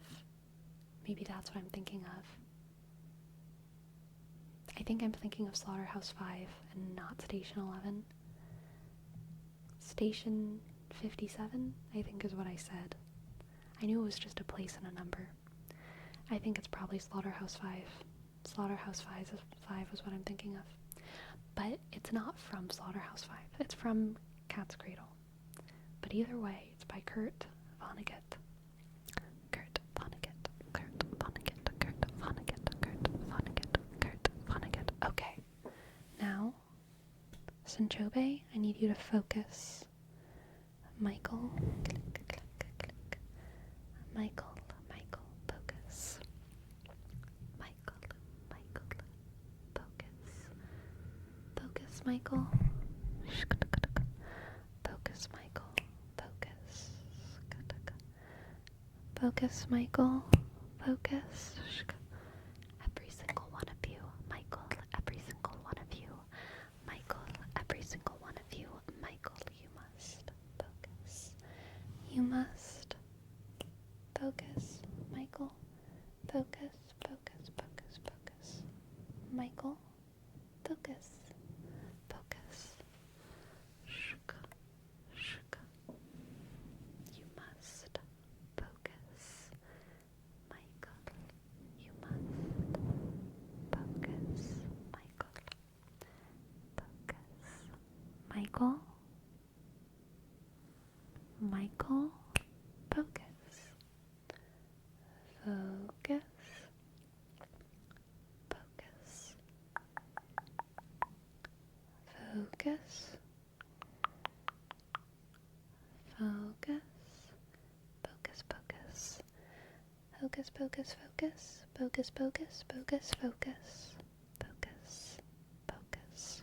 Shk. Focus. Focus. Focus, focus, focus, focus, focus, focus, focus. Focus. Focus, focus, focus. Focus, focus, focus. Focus. Focus, Michael. Are you focused? Are you focused? I hope you're focused. Because I must read something for Pearl. Pearl. What can I read for you, Pearl? Shuka. Click. What can I read for you? Pearl, Pearl, Pearl. What can I read for you? I blame Dester's Last Redeem for this. Okay. What do we got? Oh, what do we got for Rome? Oh, what do we got? What do we got? What do we got? What do we got? Shka, shka, shka, shka, shka, shka, shka. What does the fox say? All right. And thank you so much, Loser Mars. Thank you for your tip. I will give you your tarot reading after this poetry redeem. Poetry redeem. Poetry redeem. What does the fox say? Lyrics. Click. Click. Clickety click. Click. Clickety click.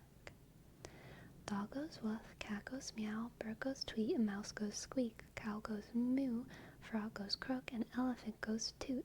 Ducks say quack, and fish go blub, and seal goes ow, ow, ow. But there's one sound that no one knows. What does the fox say? Ring ding ding ding ding a ring ding, garing ding ding ding ding a ring ding, gang ding ding ding ding ding ding. What does the fox say? Wap pow, wap pow, wap pow. What does the fox say? Hatty hatty hatty oh, hatty hatty hatty oh, hatty hatty hatty oh. What does the fox say? Tuff tuff tuff tuff tuff tuff tuff tuff tuff tuff tuff tuff tuff tuff tuff tuff. What does the fox say? Big blue eyes, pointy nose, chasing mice and digging holes, tiny balls up the hill, suddenly you're standing still. Your fur is red, so beautiful, like an angel in disguise, but if you meet a friendly horse, will you communicate by Morse? Morse? Morse? Will you speak to that? How will you speak to that horse? Horse, horse, horse. What does the fox say? Chow, chow. What does the fox say? What does the fox say? Ahi-ahi-ahi, ahi-ahi-ahi, ahi-ahi-ahi. What does the fox say? Ow. lie. The secret of the fox, ancient mystery, somewhere deep in the woods I know you're hiding. What is your sound? Will we ever know? Will always be a mystery? What do you say? You're my guardian angel hiding in the woods. What is your sound? Will we ever know? I want to, I want to, I want to know. Obey. Ba-dum, ba-bum, doo-la. Excellent, Jerome. Excellent, Jerome. Thank you for that, Redeem. Thank you very much. My foot is caught on a wire. Click. Click. Click, click, click, click. Alright. Now let's do a tarot reading for Loser Mars, Loser Mars. Loser Mars, Loser Mars, Loser Mars. Yay! Indeed, Loser Mars. Let's see what the cards have for you. Let's see what the cards have for you. Loser Mars. Loser Mars, Loser Mars. Loser Mars, Loser Mars. Loser Mars, Loser Mars, Loser Mars. We have the Knight of Pentacles, the Knight of Pentacles, the Emperor,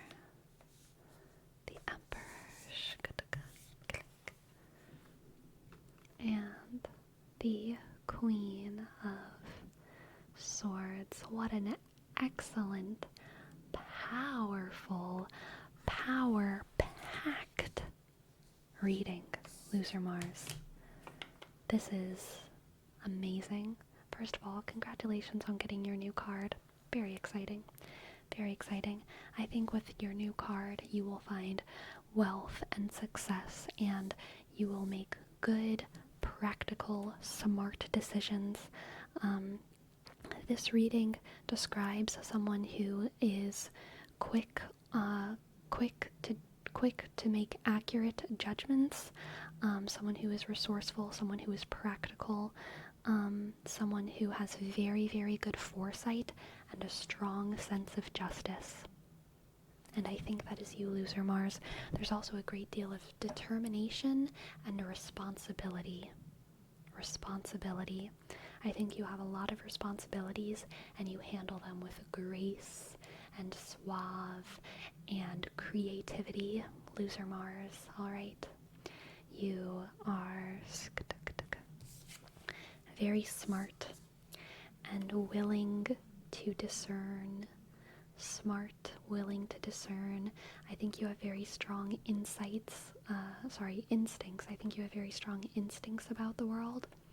And even though your instincts are oftentimes correct, you also take the time to think through those instincts and search for sort of practical solutions, try to understand the foundations of your beliefs, and try to practice those foundational beliefs. I think you have a strong sense of responsibility and you exercise that responsibility very well. I think you take care of yourself and your future and your interests very deliberately and with a lot of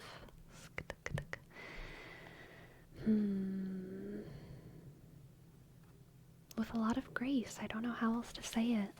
Loser Mars, I really just feel like you're in your power. This is a very powerful era for you.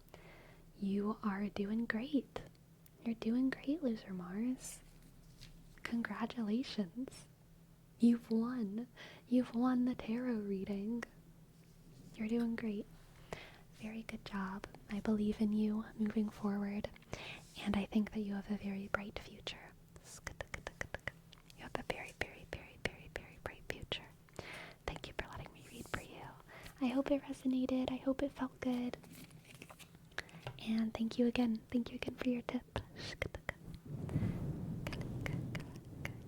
Winter Mars, so true. Alright, iWebby, here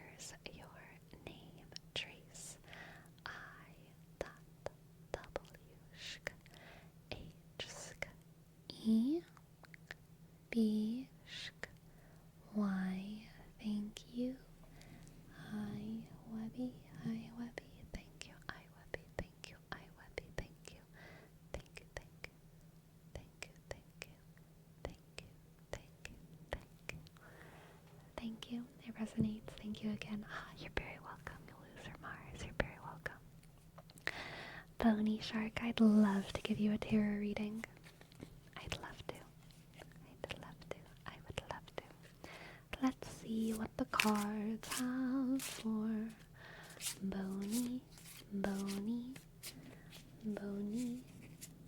Bonita,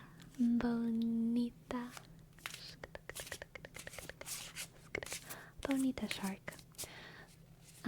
Tiburoncita bonita. Tiburoncita bonita. Bony Shark. Bony Shark. Bony Shark. Bony Shark. Bony Shark.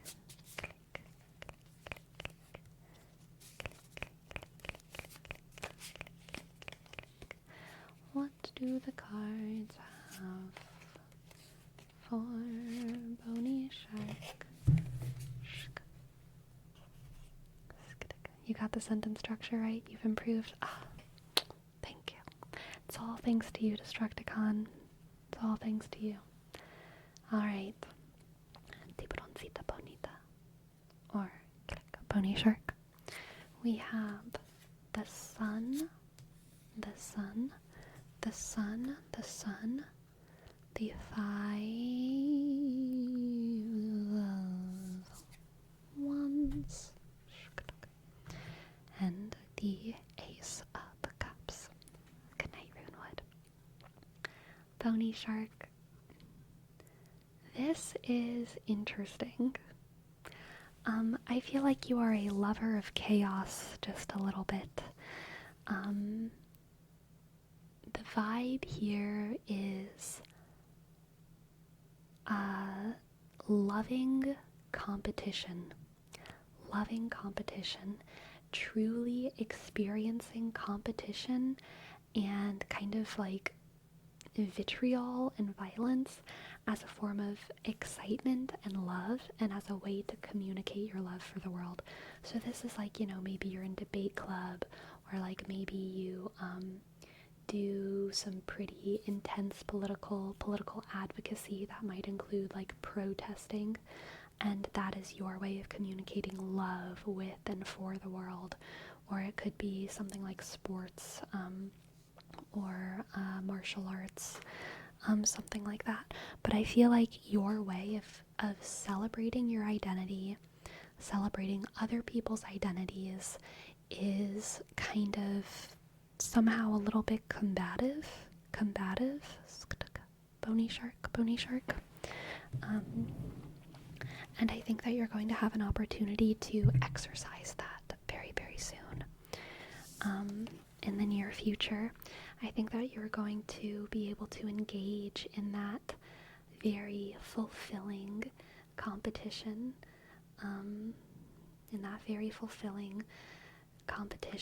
and fight.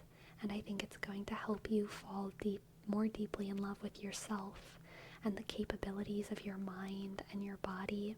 And it's also going to help you fall even more deeply in love with the world and your adversaries, so to speak, and perhaps your allies. I think that whatever form of kind of combat this is just really soul food for you.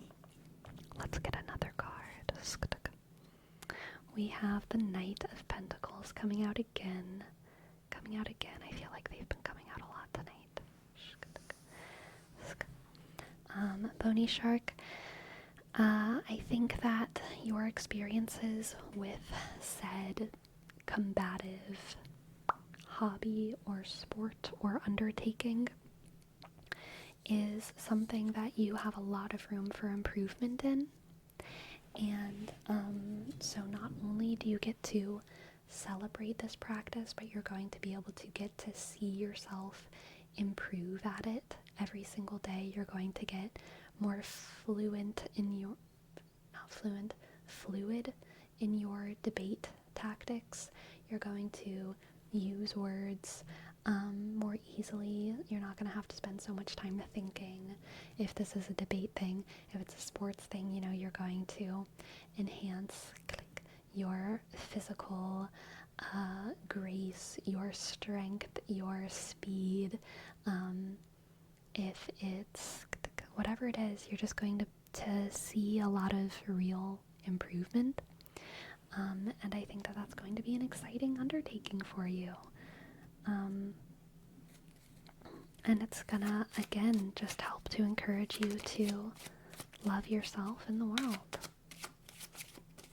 Let's get an oracle card as well. We have Habibi, wonderful, bony shark, Habibi, Habibi, Habibi, Habibi, Habibi.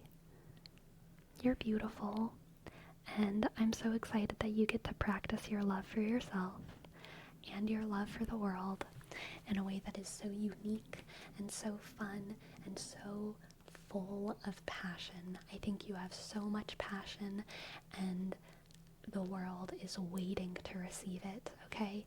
You are not too much for the world.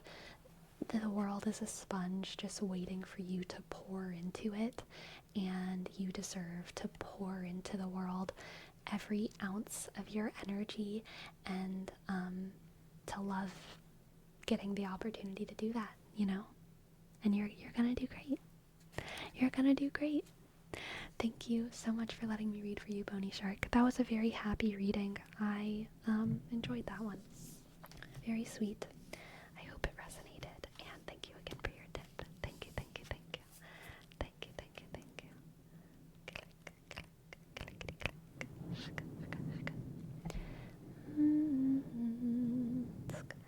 Sleep Star, I don't mean to throw you off your groove, but I highly recommend you look at Loser Mars's picture in the Disky. It's amazing. Okay, let's see what the Discord has. Oh my goodness, Loser Mars. That is so cute. I love them. They're a little VR model named Fern. Very sweet. Very cute. I love it. Thank you so much for sharing, Loser Mars. They look great. They look great. I like the hair girls too. Very unique color scheme. I appreciate it. I appreciate it. I appreciate it.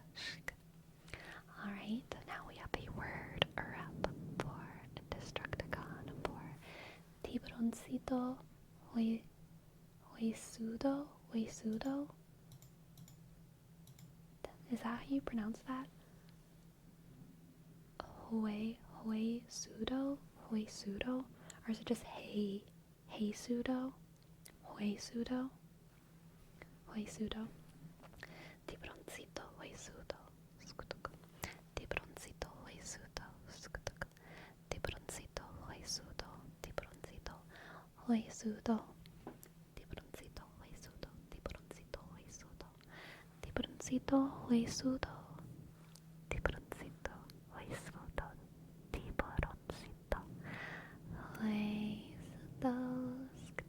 Huesudo. Huesudo.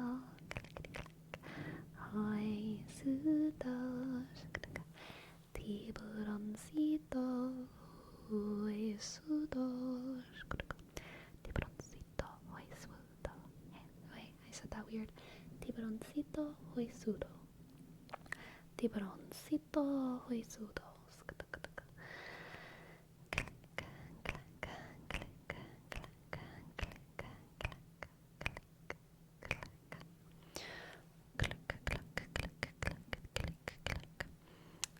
Yo tengo hambre por el tiburoncito huesudo. Yo tengo hambre por el tiburoncito huesudo. Yo tengo. Wait, I have a name. Wait, I was trying to say I have hunger. I have hunger. I said hombre. Isn't hombre hunger? Not nombre.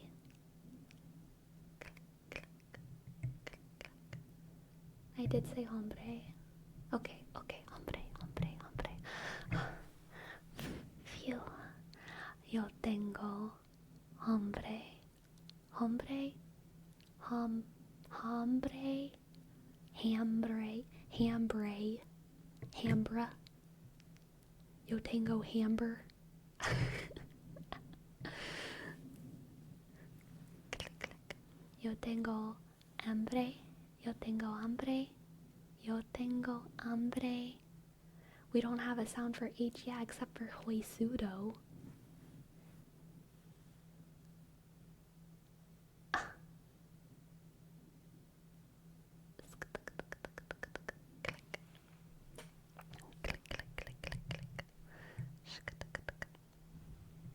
Okay. Yo tengo hambre por el tiburoncito huesudo.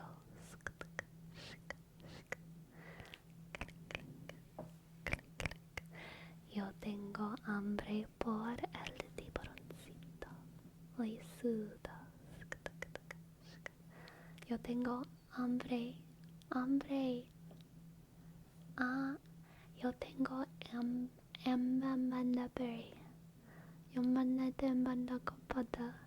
Yo tengo hambre por el tiburoncito huesudo.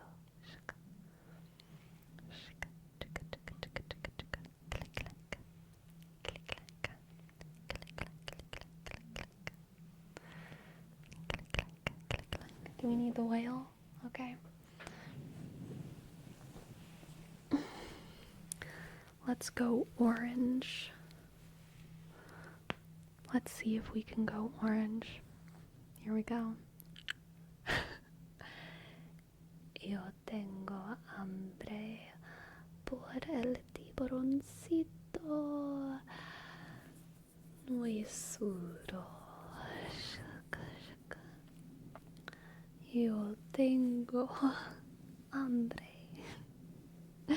Yo tengo hambre por el tiburoncito huesudo.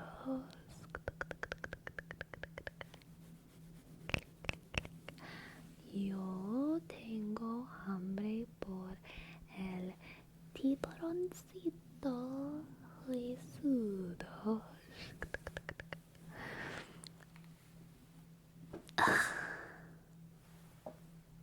Now we're back. We're back to non-orange. We're back to America. Click.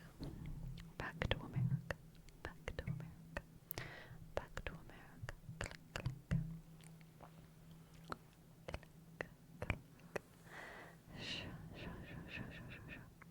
The whale is ballena. Ballena.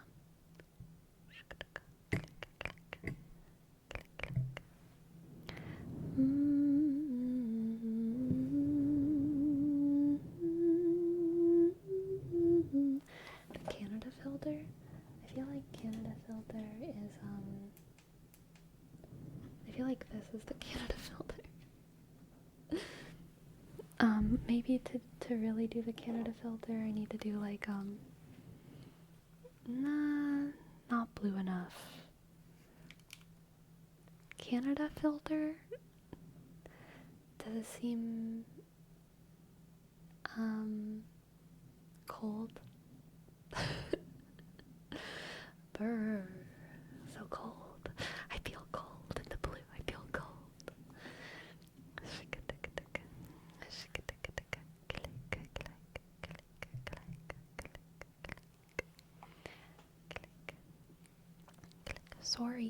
Sorry, am I blue enough? Sorry. I will admit I do like the way these lights look with the blue. You know, I feel like there's a vibe. It's very Super Mario Galaxy, you know? Oh, Canada. I don't know the rest of it. Oh, Canada. Isn't that a Christmas song? I'm singing Oh Christmas Tree. Oh, Canada, yours blah blah blah blah blah blah blah. Da da da, ya da da da, ya da da da, da da da da. Oh, Christmas tree, blah blah blah blah blah blah blah blah blah. Jesus loves you too, Sniley. Welcome to the chat.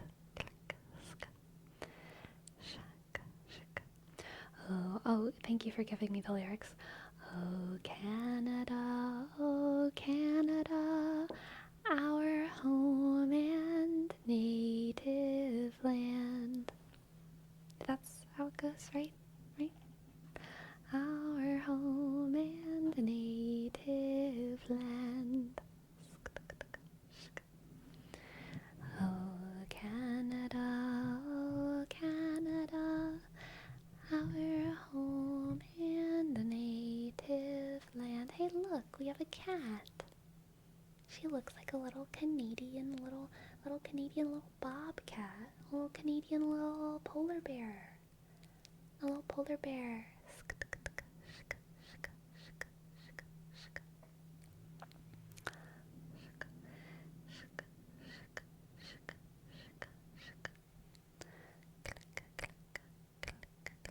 Small polar bear.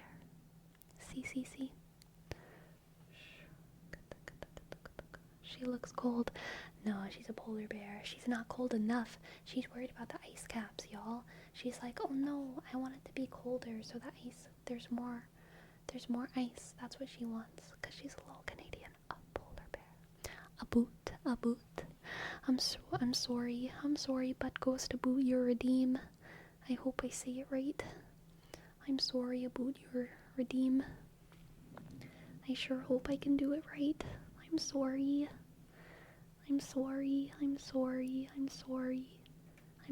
about your redeem. I'm sorry about your redeem. I'm sorry about your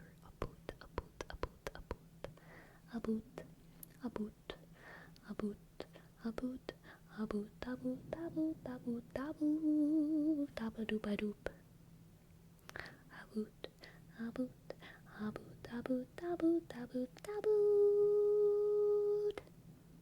I actually had maple syrup just yesterday at a friend's house. They had the fanciest maple syrup I've ever seen in my life. They had a fancy syrup. I wasn't even there for a meal.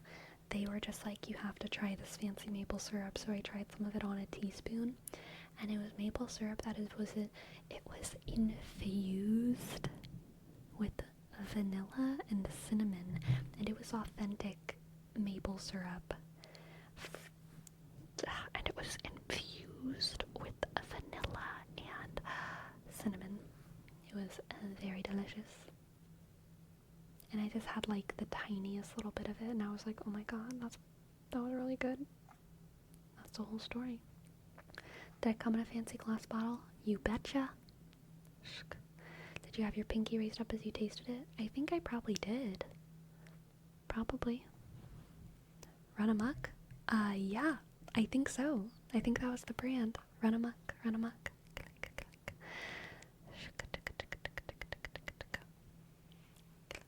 A little more Minnesota than Manitoba, but I'll allow it. Thank you for your mercy, Potato of Injustice. That maple series is fancy. It is. It really is. They got it on sale, they said, for $14, so they were pretty excited about it.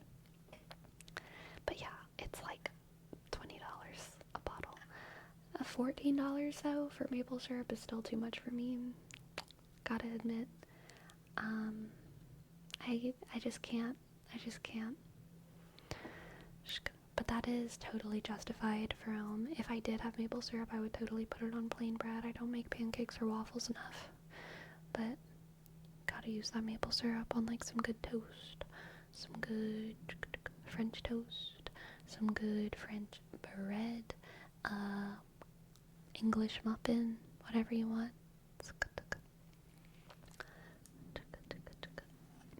Thanks for your bit, Sniley. Yes, we need to name our stream. I know we talked a little bit about veganism, human progress,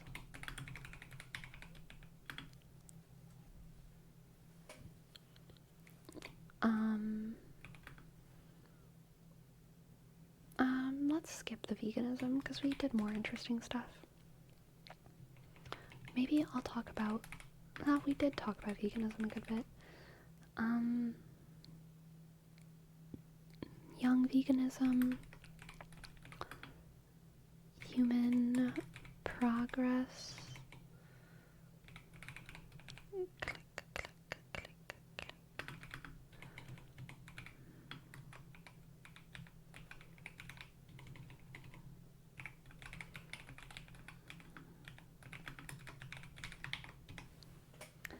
Young veganism, human progress to metamodernism, and tarot. Yeah?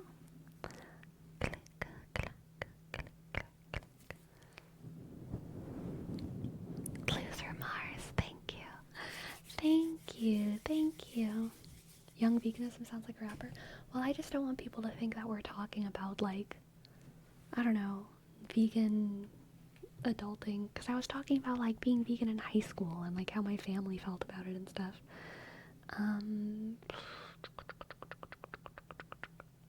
But I can change it to, like,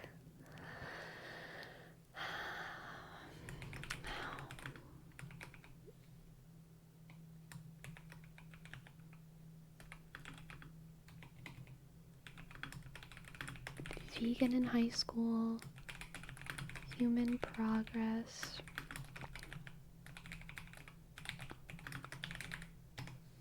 vegan in high school, human progress to metamodernism, tarot. Yeah? Click. How's that? How's that? How's that?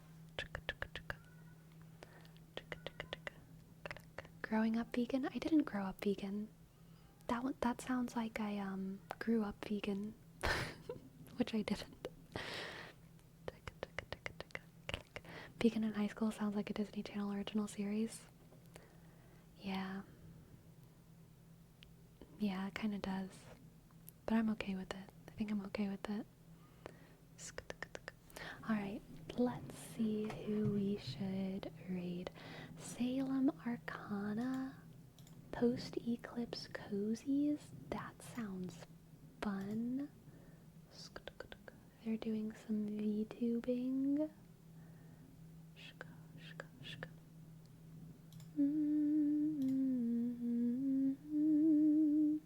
We also have Bell Sprout. Click, click, click, click, click. Let's raid Salem Arcana. They only have... They just started about 40 minutes ago, so we're gonna give them a good start to their stream, okay? Thank you everyone for spending click this night with me. I hope you all enjoyed, and I hope you have a good night. And thank you. Good night. Sleepy.